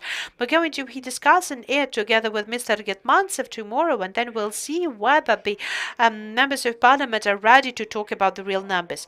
Another moment that I really would like to talk about is especially the excavation industry. We are selling some of the moments that have been also made to create the roads. So all of the taxation to all of the excavation waste is going to be increased by 5%. That's not a lot together with all of the taxation, but there are going to be the taxation for the excavation enterprises by 2 or 3 times. There's no logic, there's no balances, and there's no even questions about the stimulatory measures. There is some certain desire to have some certain amount of money, and you have just calculated, let us increase this law for the waste by 3. That's it. And this is the empty ore that doesn't have its metal in it. So let us get back to the economical logic, and let us not to try to take away some competitive positions from our enterprises. Let us not to make us less compatible. Yes, we fully agree with you. Ukraine has to be compatible and our enterprises have to be compatible. And in order to do that, you have to have some certain economical calculations in place and to offer the argumentations and reasoning for this offer. Thank you very much for mentioning some certain people in this session because we need to understand who's covering some certain issues as well. Victoria, you wanted to comment upon something new? and I would like to also ask you to maybe consider the economical support and economical reasoning of to what Musa and Alexander has been speaking about. It's hard for us to focus on the economical reasoning because I do believe that it's not been presupposed by this draft law, but in your alternative that you will provide. In our alternative draft law, okay, let us start with why we have decided to create an alternative draft law. It is like the lesser evil and not more than that. I would agree to Alexander 100% to what he said. If we're going to change one single point, it is going to be a big problems already. And I support your idea from what EBA has said when we're speaking about the ecological taxations. You know what the parliament, members of the parliament are being caught upon? No, they're not giving you some good examples and economical reasoning. No, the members of parliament are being caught on what kind of ecological situation we have. People are dying. And after that, after this phrase is said, the members of parliament, they do not want to be that. Yes, I have been at this ecological forum, I felt it. Yes, so what is going to be the response for the members of parliament? You can understand that. So what is our problem right now? We want to do everything right now in order to kill off our own entrepreneurs, in order to kill off the desires of international investors to come to us. Because first of all, the business loves silence. We understand that. But take a look at what is being done right now with the renewables producers right now. They're being killed off. They're being starting with one rules, then they're changing the rules once again.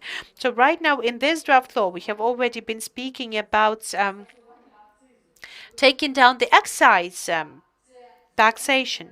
The green energy, this product has to be taxed with an excise payment or no? I believe no, because we're speaking about the environmentally friendly energy, but still we're speaking here about again introducing the excise payment for the green energy. So our alternative draft law 53203 is a lesser evil.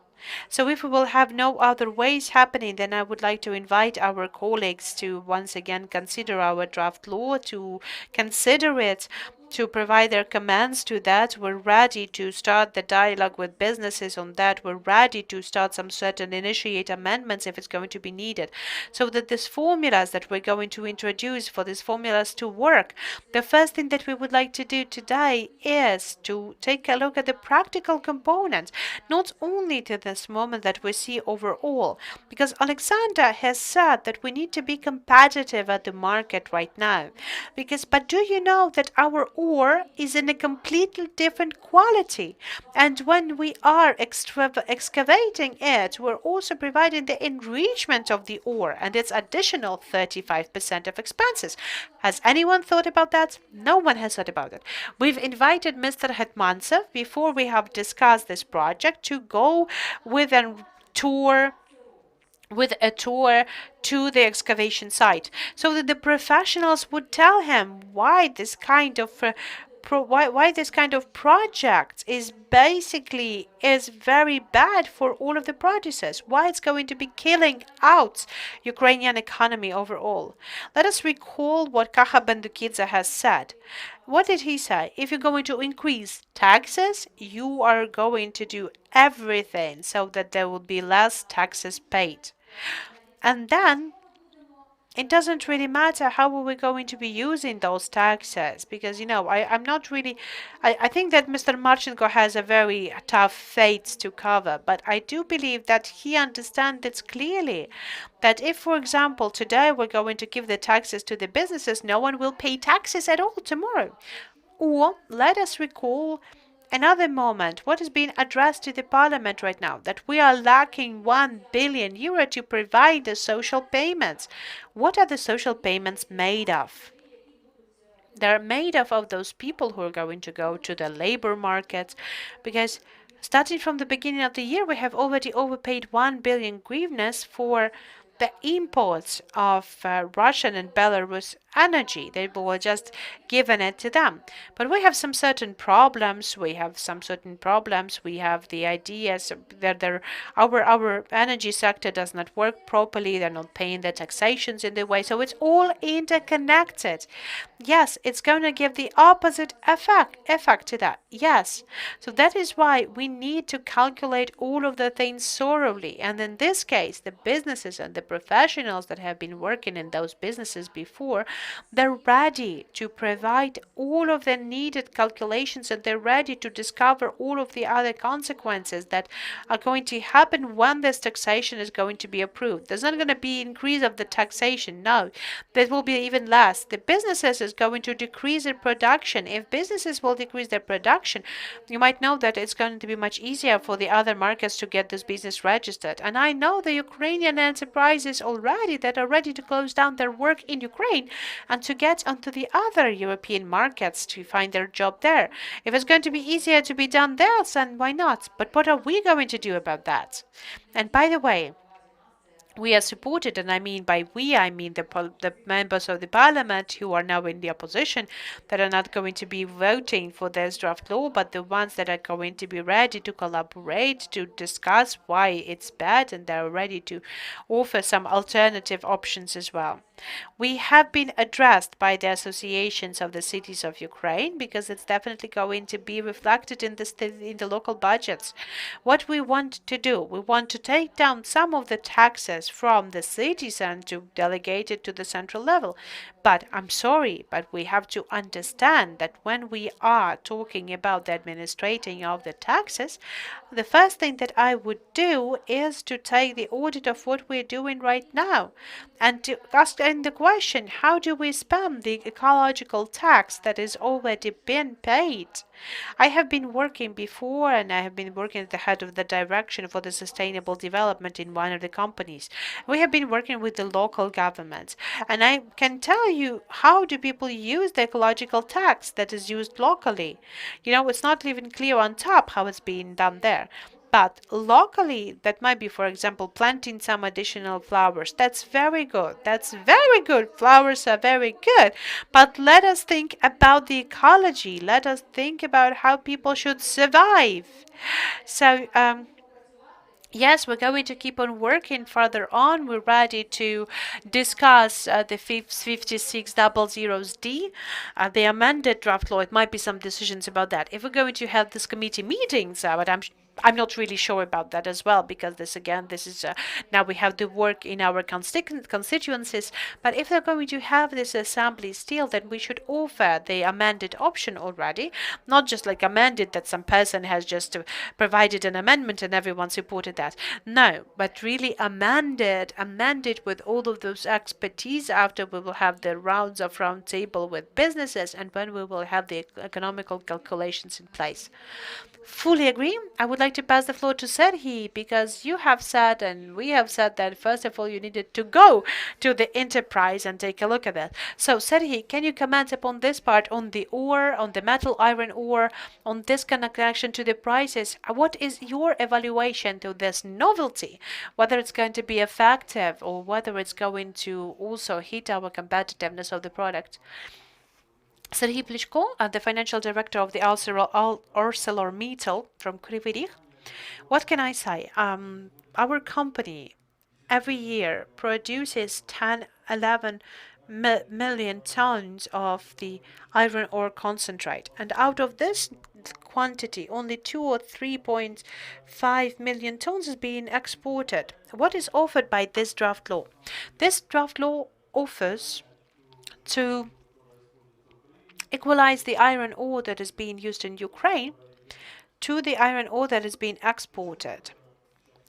Why it is now being why it's wanted to be done right now? Because right now we are on the top stage of the cycle when we have the highest prices for the iron ore, and right now the government, they see that the enterprises,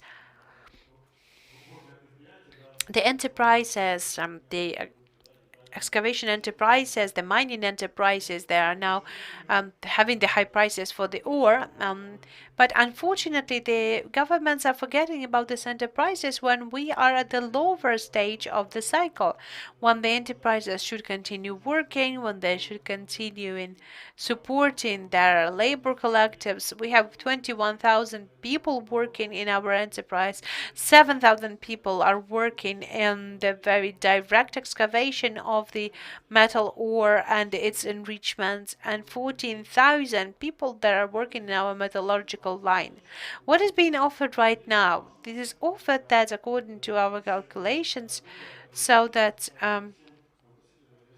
we need to have the increase of 700, 800%. What kind of businesses in the future would like to invest into these businesses, into the development of these businesses, if we do not understand what is the main strategy for our state, and in what way we're going to be paying the taxes? So when we're creating some certain new investment projects, for example, we have started this conversation on decarbonization overall. Right now, for the ArcelorMittal company, they have very ambitious plan on decarbonization overall. So that we would like to see that all around ArcelorMittal Group, we would be CO2 neutral till 2050. And up till 2030, we do hope to reach that level that Europe has. In order to do that, our managing company has agreed upon the investment for is in amount of $1 billion. It has been publicly announced, and the company has taken these obligations to find this money. So in the period where the company has the income that should be the resource for the further on investment for decarbonization, and right now we're being told that this resource is being taken away from us. So who is then going to help the company to have additional investment in place? If you will take a look at the international community, they have around 25% of investment into green energy on investment. In some way, it has been compensated by the state through some kind of the taxation stimulus, other leverages. We haven't discussed it at all. We have discussed it that when you are earning some money, please provide all of your income to the state.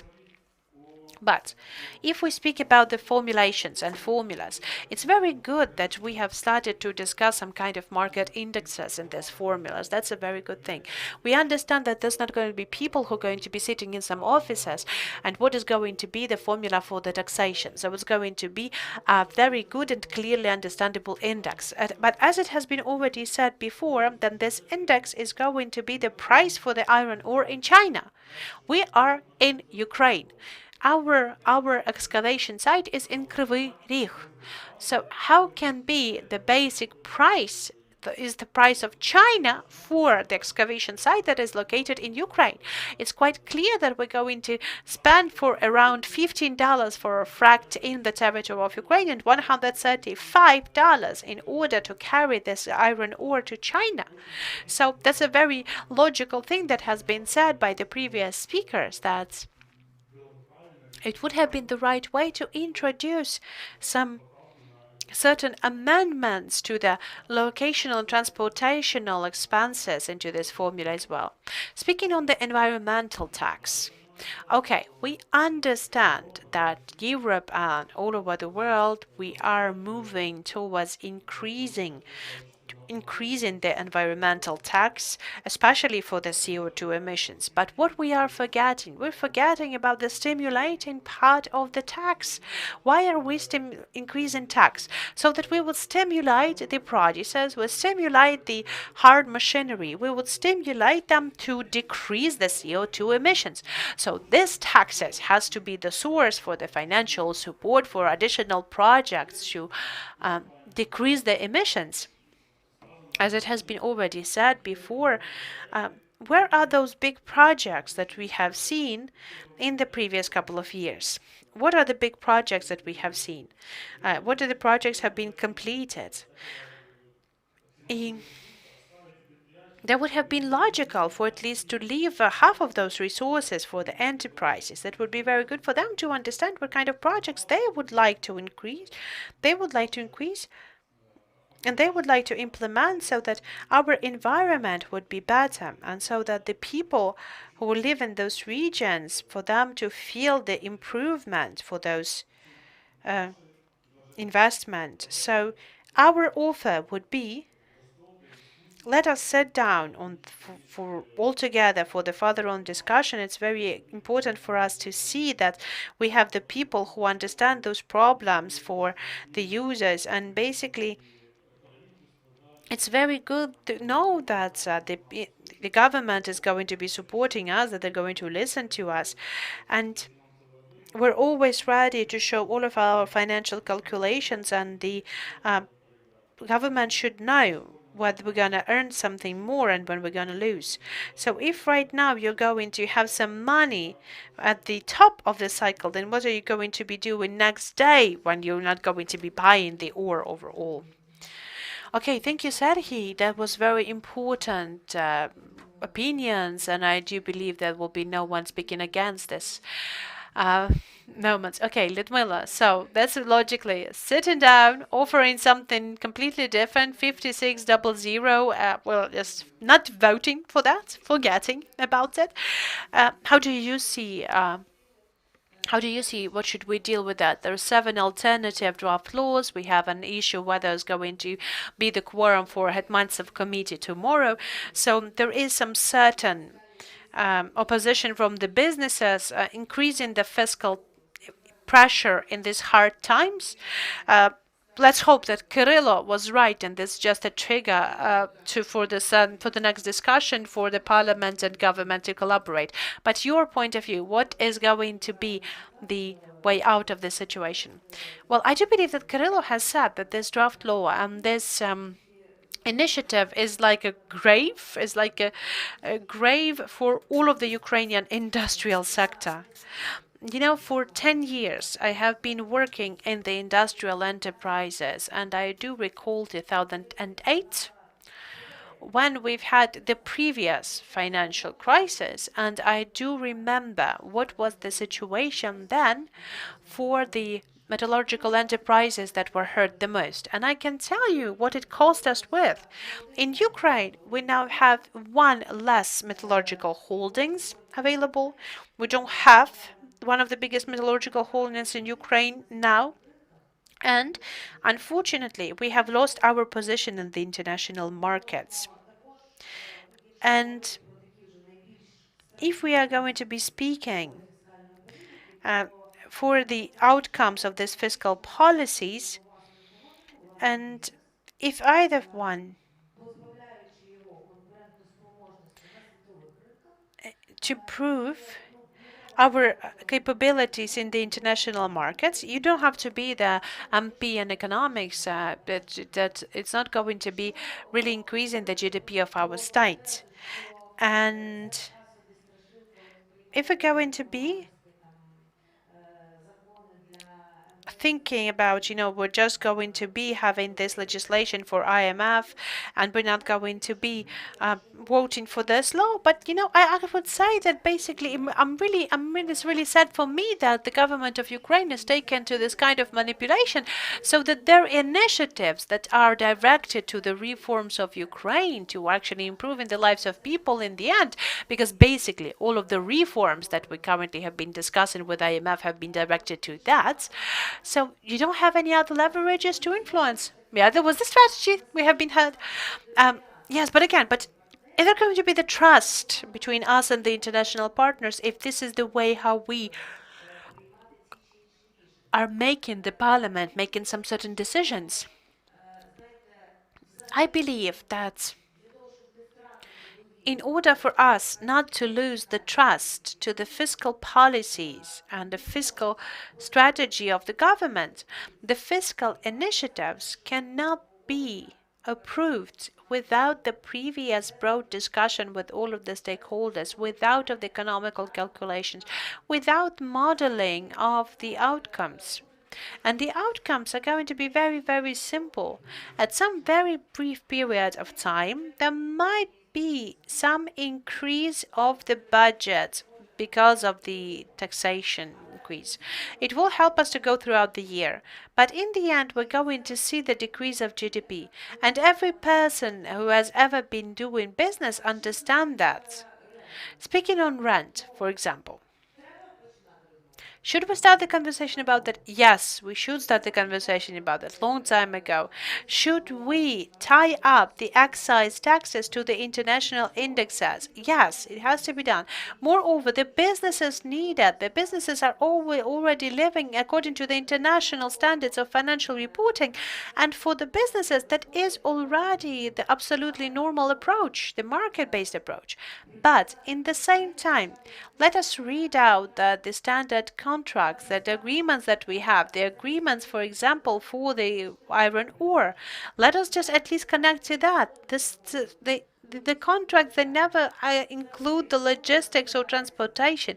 The formulas are only included to the dry price for the territory of Ukraine, but and the delivery to that place. So if we take the Chinese price, then we're dividing it from the fracking, and then we are adding up to the prices that, for example, has been offered by the producer. The other thing, what is the difference for the iron ore and titan ore and magnesium ore? So the resource taxes, they had to have the the unified logic and the unified approach, because I believe we are playing out with creating a specific taxation regimes for some specific people. We don't know because, we have been speaking about the investment nannies, and everyone was saying that we're going to have billions of investment. We're going to have Elon Musk's building SpaceX and the space platforms. No, we've had this draft, yes, but no, they're working on the procedures till the end of the year. Yes, we have the contract signings. Yes, but okay, but the thing is that if with one hand we're creating the good and more or less beneficial taxation regime, and on the other hand we are registering the projects that are taking all of those initiatives down, there's not a single invest nanny is going to help you with that. So we have to have the consistent politics of the state that can only be used by businesses in the best way. Speaking on the CO2 tax, I'm not going to be speaking about the administrating part, but ladies and gentlemen, we need $50 billion because our industry for the last 30 years have been under financed, especially for the measures against the emissions that don't provide the fastest economical effect for businesses. But let us then leave this 50 billion to the businesses if they're needed. I'll be honest, the businesses are going to go through eco-modernization of all of the industrial capacities, then the state will do that, as the practice shows, whatever is going to be the rate for the environmental tax. And this is about businesses. It's about for the businesses to invest it into the filters or whatever. Something has to be done by the state as well, with the municipal enterprises, with the quality of drinking water, and so on. But at the same time, let us at least take a look at the plan. Show us the strategy for the ecological modernization of the utility municipal enterprises. Then we will know how much money is needed for that. We understand how much money the businesses need for that. But if they're just going to be paying this taxation, yes, but this is how the state works. They're only starting to increase the taxes, and then we are resolving all of the other things. Yes, if the environmental tax would stimulate the people to have additional moments to will stimulate the people to pay more, then it will be the same. But we need to have at least the basic modernization, the technological modernization. I'm going to mention two figures. Our in industry takes 22% in the GDP overall. And the downfall of the industrial production in 2.5 years is 11% now. So that is why if we do not want to be industrial country, if we would like to believe the myth that we are an agricultural country, and by the way, it's a myth because we only have 17% of GDP in agriculture. But if we would like to get to this myth and the practice that we are a fully agricultural country, then let us forget about the industry. Let us put them more, give them more taxes, and they will die out. They will die out. No industry, no problems.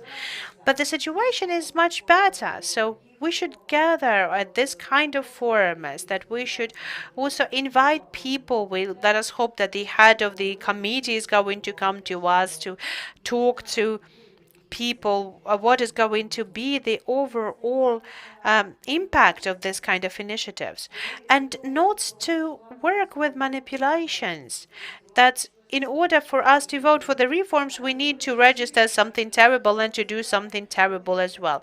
No, it's just that we can say that this is a bad option and even worther. So basically, we're always choosing between worth and even worther. Dear colleagues, thank you very much. We are wrapping up our resource panel with that. We still have the Excise panel right now. Have already started talking about the renewables, and we're going to have a couple of minutes of break to get other people joining us as well.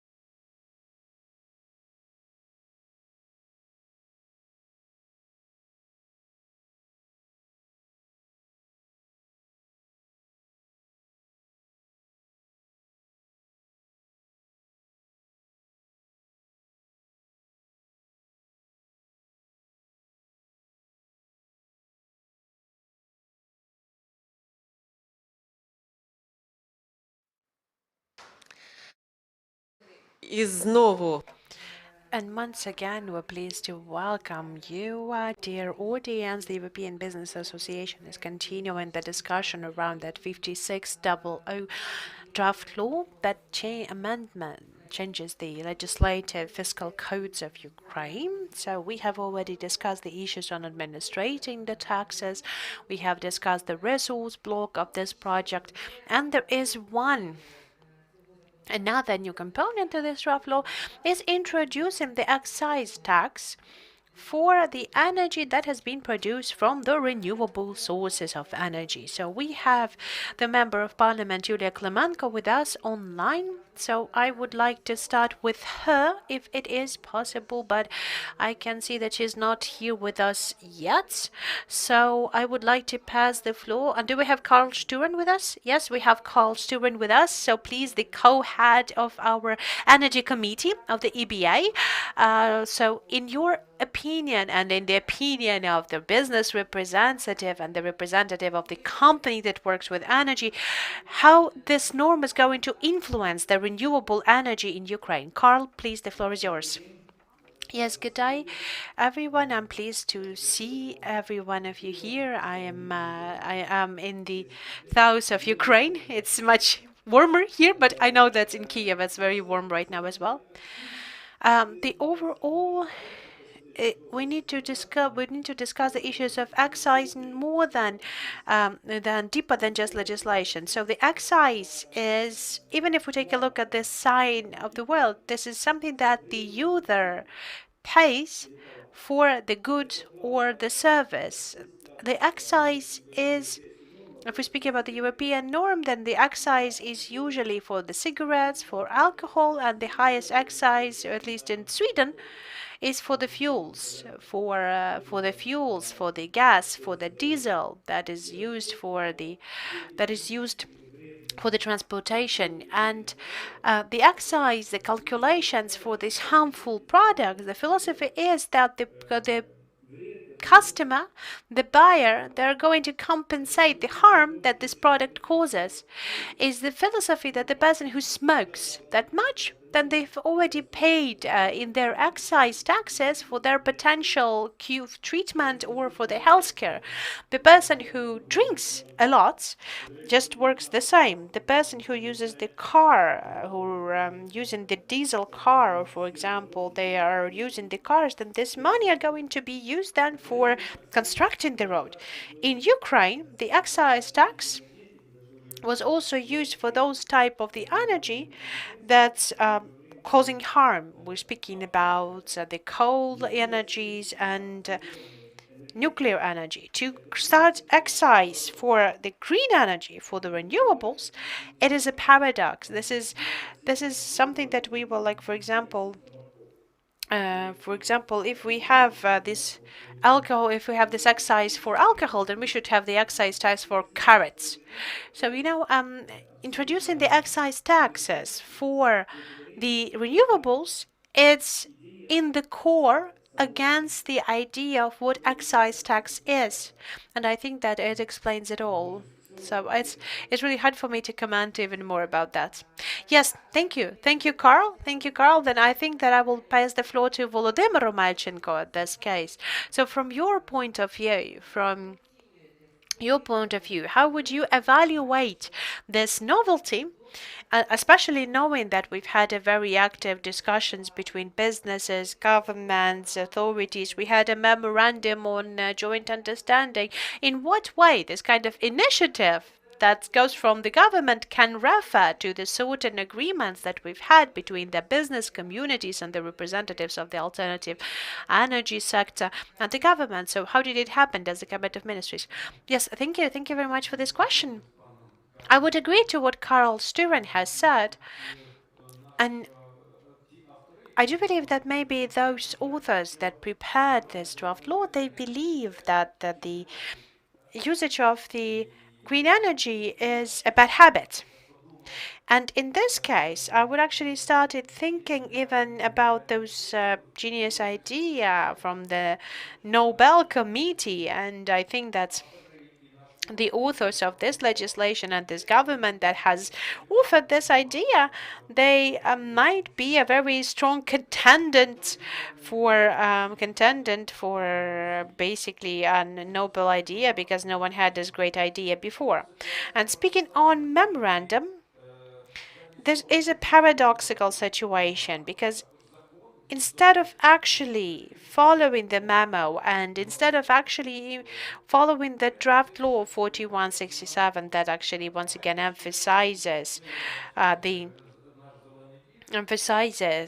draft law, what they want to say, let us again improve our businesses with additional tax. This is a paradoxical decision by our government. You know that the level of the debt that is being paid, by the 1st August in 2020, it's not even on the level of the 30%. The current payments, they are at the level 90%, and overall there's going to be the level of payments on the 80%. Though there always is a debt, then the debt is constantly growing. It's not being decreased. And this is a paradox, because you know, we have had this national economical strategy of Ukraine, and the national economical strategy of Ukraine clearly states that Ukraine is going to decrease the emissions of the CO2 up till 2030 by 65%. To the level compared to the level of 1990. The European Union, for example, they've had a less ambitious goal. They only have set 55%, but we have set 65%. And in what way Ukraine will reach this goal if we're going to introduce additional tax for the green generation that is the main and the basic element for the decarbonization of Ukrainian economy. So it's a clear paradox raising up. What is interesting as well, if the philosophy is, if the reasoning for the European tax makers, if, for example, the reasoning for the other regions in China, in the US, is that the harmful production is paying some of the taxes that are going to be then used for the decarbonization and for the development of the green generation, first of all, then in our case, we have a different situation. In our case, except for, even though we have really big debt for the green generation, we have even created the market model in that way so that the harmful enterprises, the industrial enterprises, they're paying the lower price for electricity. And right now, the price for electricity for our harmful enterprises is 40–50% lower than the price for electricity for the European enterprises. And it gives them the opportunity to build up additional income for the harmful enterprises, not just enterprises working in metallurgy, but other enterprises as well, on one hand. And on the other hand, we have debts in payment for the enterprises of the green generation. So our markets, it works on a very different model. So the green generation is actually creating the subsidies for the harmful production, for the harmful generation. And I do believe that the key issue here and the key question in this case would be that without this change to this market model, we will not be able not only to develop the green generation further on, we will not be able to think of joining the new Green Deal, but we will not even be successfully providing the electricity to our economy. Because basically right now, all of the generation, all of the Ukrainian generation, all of the key Ukrainian enterprises, doesn't really matter, state-owned or private-owned, they're all in the deep crisis and debts that they have never seen before. So we see that there is a strong deformation of the market model that is as well shown in the green generation.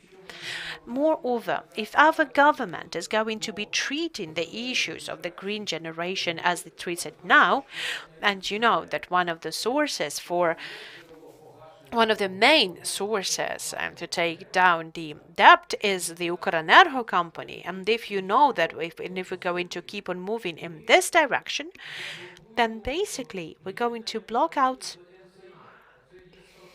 Ukrainian entrance to the NSOE. And basically this is the strategical moment that is needed. And this is the most ambitious project in all of Ukrainian history. And you know that Mr. Kopach has said that as well. That he said that until Ukrenergo is going to be in debt, and Ukrenergo is the main company that covers all of the difference for the green generation. As soon as we're going to be in debt, then the European energy community is not going to certify Ukraine. If not going to be certified, then we're not going to be joining NSOE in 2025. So basically, we see that very paradoxical situation. That's when this kind of decisions are going to be undermining our strategical plans. You know, we have got out of the gas needle, and we can now be starting to get to the electricity needle and electricity dependence from Russia. And we can already start to feel that, the electricity dependence from Russia, even this winter. Because if it's going to be working like that, and if the model is not going to be changed, not only in the green generation, in all generations overall, there'll be no way for us then to generate more and more electricity from the Russian Federation. So we can see that all of those issues are interconnected. Moreover, I would like to say that the green investment, the green generation,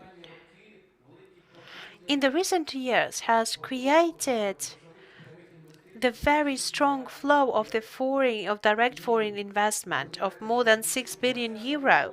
And you might know that if 2020 the total foreign direct investment into Ukraine, not only speaking on the green generation, but the overall direct foreign investment that has been in Ukraine was around 6 billion, 5.8 billion.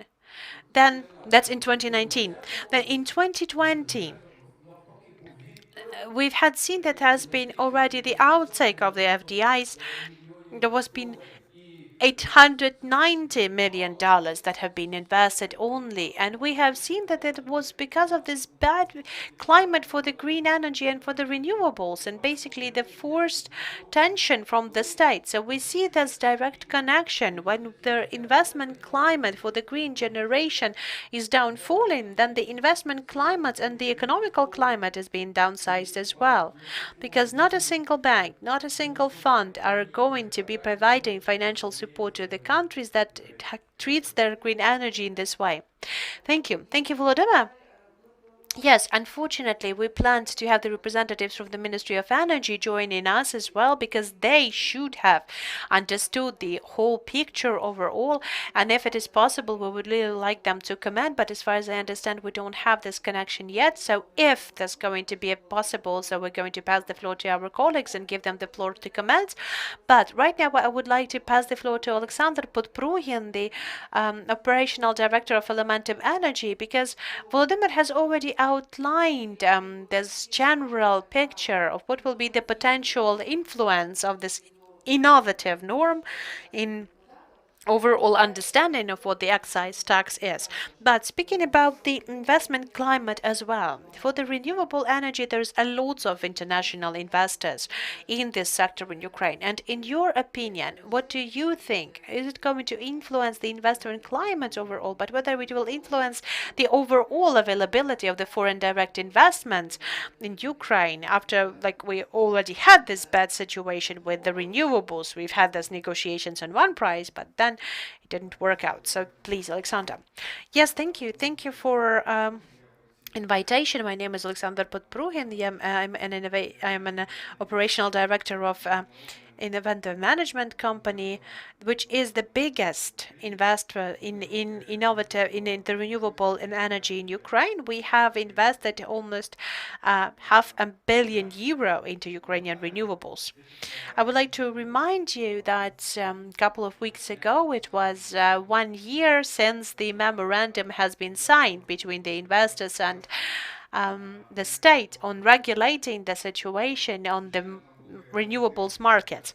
Of course, there were some negative facts for the investors, like, for example, decrease the green tariff by 7.5%, by 15% for the solar energy. But there was one of the important norms that has been mentioned as well that has become the really good benefit for the investors, and why multiple investors they've agreed to the decrease of the green tariff was the so-called stabilization norm. That is presupposed that the state guarantees that there's not going to be no single negative changes are going to be used compared to those legislative field that has been existing up till the moment of when the memorandum has been signed, and up till the moment when the law has been approved, with all of those amendments turning into action.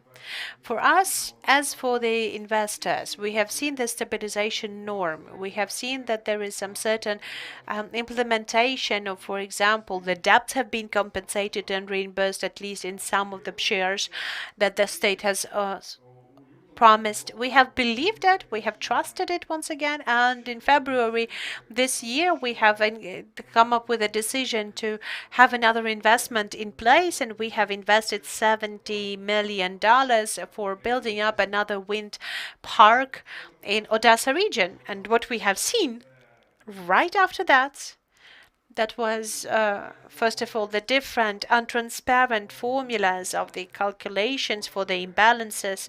We have seen the non-proportional limitations to those companies that are being connected to the systems of the limited generations. We have seen that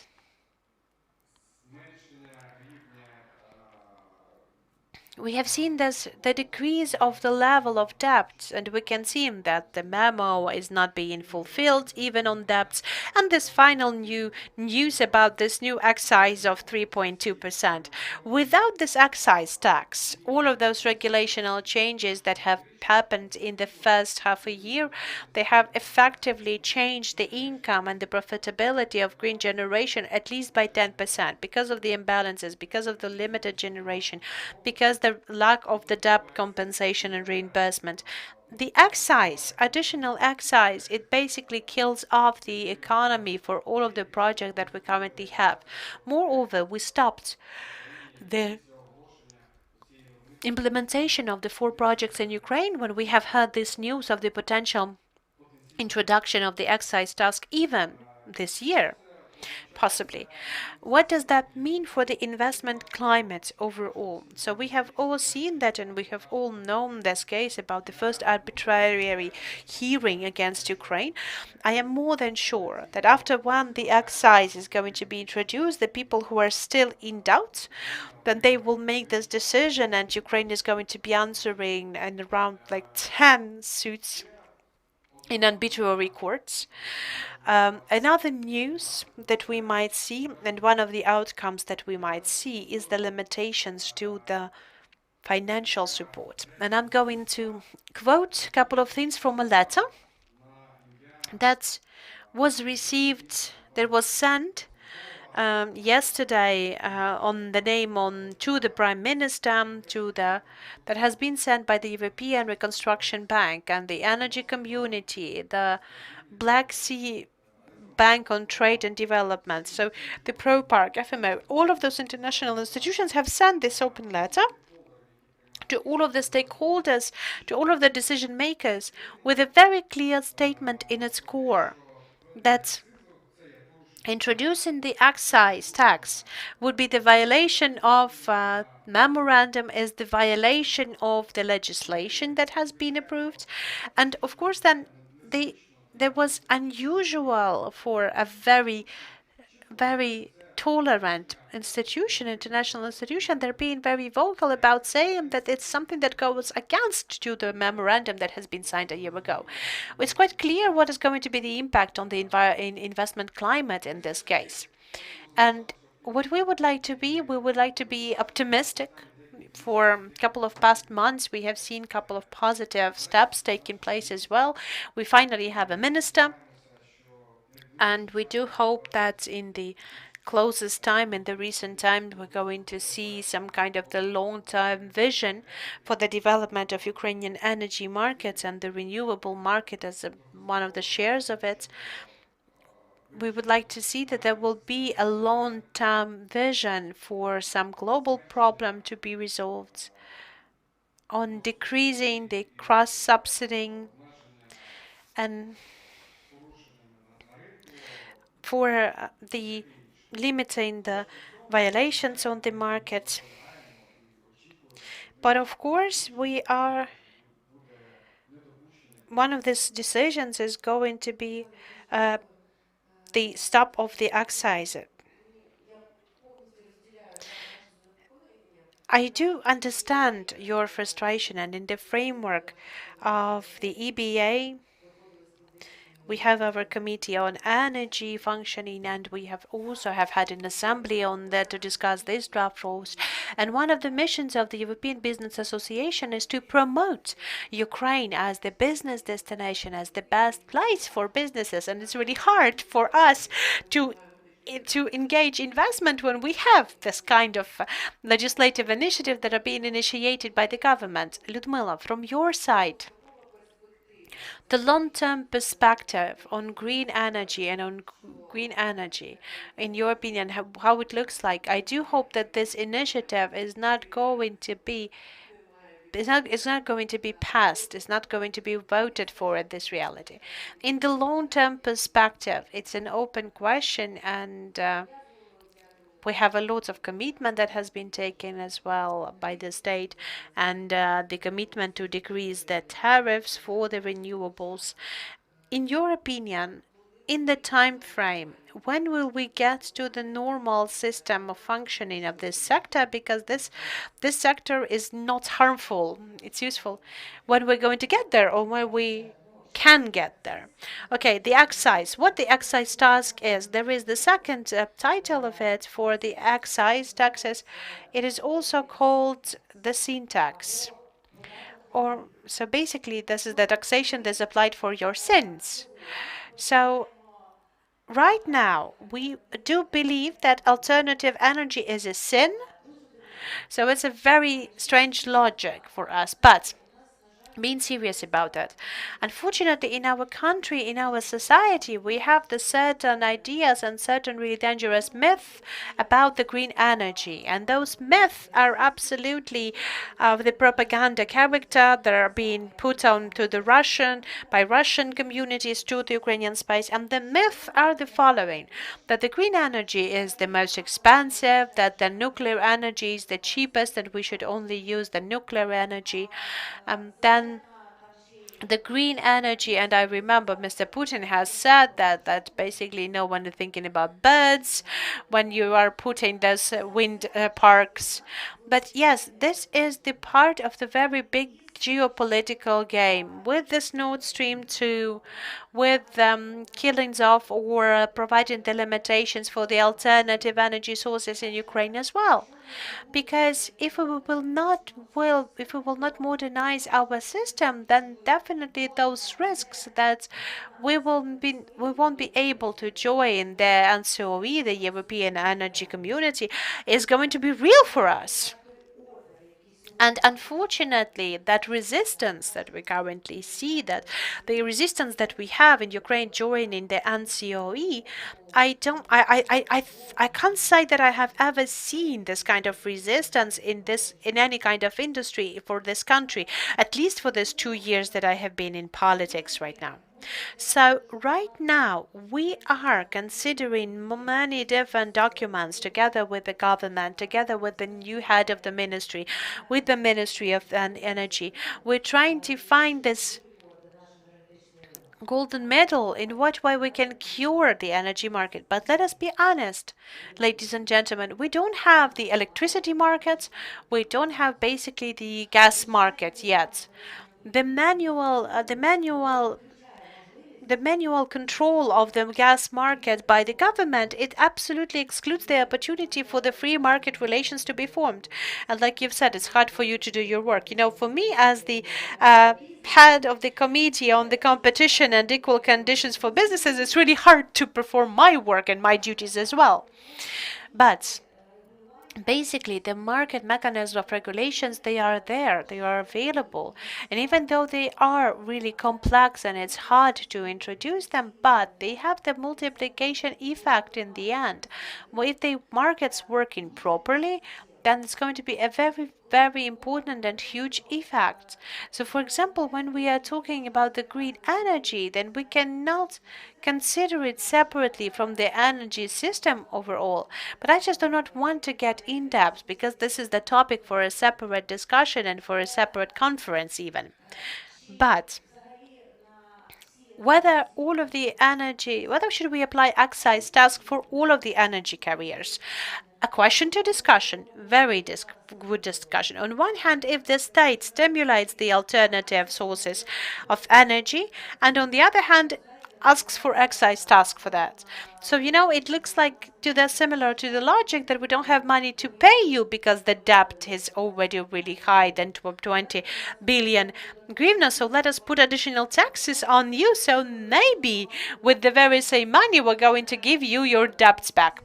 But ladies and gentlemen, there is the huge problem with this logic that the businesses are going to pay the taxes in any case, but whether they will receive the money back, as the practice of the previous years has shown, it's, let us say, not a very clear perspective, let's put it this way. Because even when the parliaments are considering the laws, even when they are going to be signed by the president, even then after when the regulators are considering some kind of unknown directives, they will start with testaments quite soon. But by the way, this is once again a joke and not joke, but because basically all of the energy sphere of Ukraine should have a testament ready if we're going to be working with we're going to be having the same management of our most independent regulators. So the problem is not about taxes in energy. In energy, state is spending 300 billion hryvnias a year ineffectively. This is this amount of money that we need for eco-modernization of all of our coal sphere. Can you imagine that we are losing this money every year? We're using it for subsidies, subvention, for the support, but we're not using it in order to build the new normal market conditions among the market actors and to support the developments of this sphere and to provide for our energy independence. And we had some names mentioned as well. I think that we can, for the two discussions, we'll have the very same surname, the very same name, who is supporting these Russian ideas and Russian propaganda. There's going to be a very short-term interest to just decrease the price for the electricity for industry for a very brief period of time by killing out the industry. And because, producing the energy, the electricity is also the big complex. This is, again, the huge amount of equities. There's a very complex technological processes in place. So that is why, speaking about the excise for the green energy, we're either too late or either too early about that. If we would have been talking about that when we had the memorandum with the guarantees, then the investors would have more trust, and they would have more trust or more eagerness to talk to the state. Right now, when we have 10 trigger letters to the Ministry of Justice, one active arbitrary hearing, and there is the risk that all of the other investors will go to the arbitrary court as well, we might not receive the positive effect out of this. We might get 10 billion. Well, we'll get around like 10 billion worth suits, and that's around $10 billion, again, with all of the costs. And we can kill off any kind of perspective for not our integration and energy integration with NCOE and European Union, but we will kill off the perspective of our integration overall. The European Union, when it has been created as an energetical community and then economical community, because energy is the basis for the economy. So if we would like today to join the European Union, and if we would like to show it in action, but not just in words, then the modernization of the energy sector of Ukraine, where, for example, for this 30 years we have only been building the equities on the green generation, and right now in the world there's no other projects. There's no other projects that have been done by other. No one invests the new coal station. No one, really few people are investing into the nuclear energy right now. But the green energy is the basis for the development of the energy sphere in the world, not only in Ukraine. So if we really would like to go to the Western world, then we have to continue this trend and we have to continue with increasing those notifications and the indications that we would like to reach till 2030, because I'm really worried that we have now the draft laws with excise tax. We are decreasing the ambition of the government not to make the 30% of green generation with the renewables, but to start with a 17. But basically, yes, what kind of integration are we talking about then? If we only have the coal generation, or if they're going to be working only for the coal generation or nuclear generation, we can forget about the European markets in the long-term or mid-term perspective. For all of our products, and by the way, for our agricultural products as well. So what we will be left with was just one thing: to go to Moscow and to China, and to be only searching for the Eastern markets for our own products, because no one is going to be waiting for us in Europe. So I would like to call out to government and to our energy regulator and to our main committee of the Parliament of Ukraine on energy to think it over and to once again, together with the Ministry of Energy, to start working on the specific action plan. And now we're joining this process as members of parliament, and we're working on this as the economical economical restoration plan, and to offer the step-by-step plan to work on the crisis. Otherwise, it is the bad problem for not only our energy sphere, but this is the threat for our course for Europe and European integration. Thank you, Ludmila, and I would like to pass the floor to Mikhailo, to the main group, the head of projects for the main group.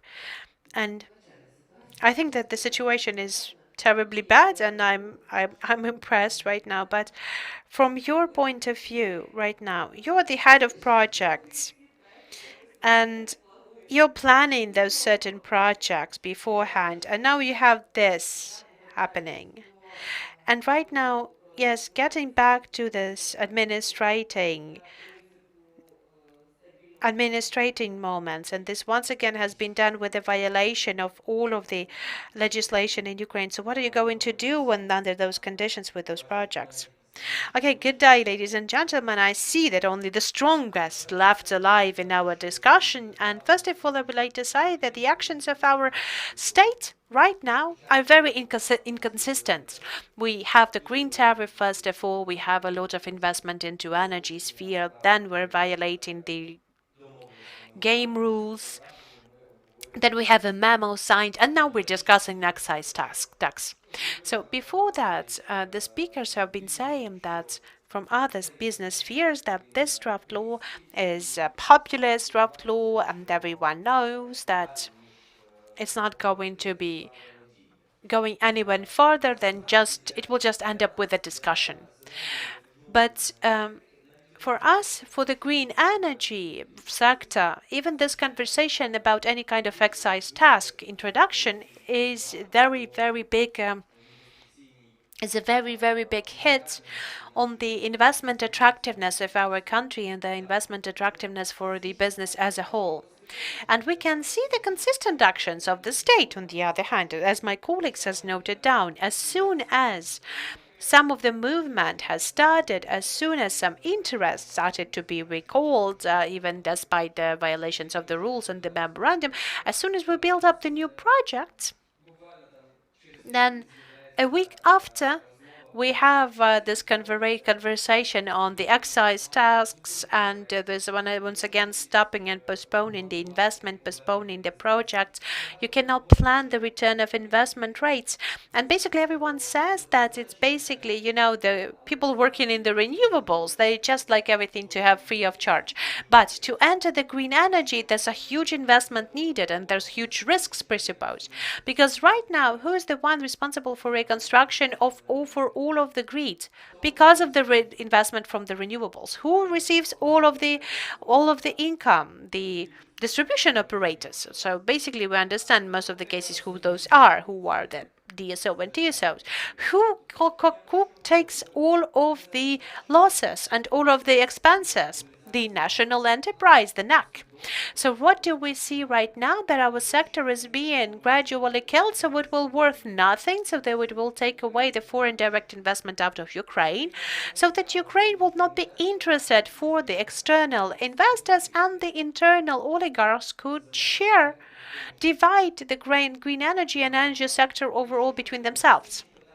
Speaking on the relevant issues, I think that everyone is aware of that, and everyone knows what we are talking about. We do not have a single auction. It's not even the question of the green tariff as it is. If we have signed the memo, if we have identified the vector of our movement, let us be consistent, and let us then make these decisions for the auctions decisions. We don't have any kind of legislative base present on storages, on the accumulators and the batteries for energy. There is a huge sphere, it is a huge sector, a huge investment that also resolves the issues of the energy balance. And unfortunately, we don't have the consistent actions in this issue as well. So the situation is critical, for sure, but even though we're still trying to implement the projects yet, we have one projects up till 1 megawatt that are interested for both international and Ukrainian investors, but we don't have the support of the state, and we do not see the interest from the side of the state, and the interest in the development of this sector of energy, unfortunately. Thank you. Thank you, Mikhailo. We have to wrap up. We have to finish our panel because basically we have already discussed and we have come up to all of the arguments against this legislative initiative as 5600 was. I do really hope that the members of parliament that have been here with us today and that supported our arguments, and the members of parliament that are going to listen to us, they're not going to vote for the support of the draft law 5600s, and we do hope that the government, with the support of the members of the parliament and experts and businesses, is going to be inviting the businesses first for the round tables in order to find the best decisions to fill in the budget holes. We understand that we need to have the expenses for the budget because the expenses of the state are growing. That's okay. But the conditions are going to be the same. And right now we're still continuing working on that and talking on that. And we have to see Ukraine in the strategical way as a competitive actor on the international markets, and we should not kill off our industry, and we have to be loyal partners for our investors and internal investors as well. That is why European Business Association really asks you not to vote for the draft law 5600s. Our active position has been published at the site of the European Business Associations. We have already sent the official letters. We're ready to work at the round table. We're ready to participate in the working groups under the main committee, and we're ready to look for the new reliable and transparent, predictable draft laws that are going to be in line with the predictable tax and fiscal policies in our state. Thank you very much for your attention. Please stay with us further on with our further events. Thank you for your attention.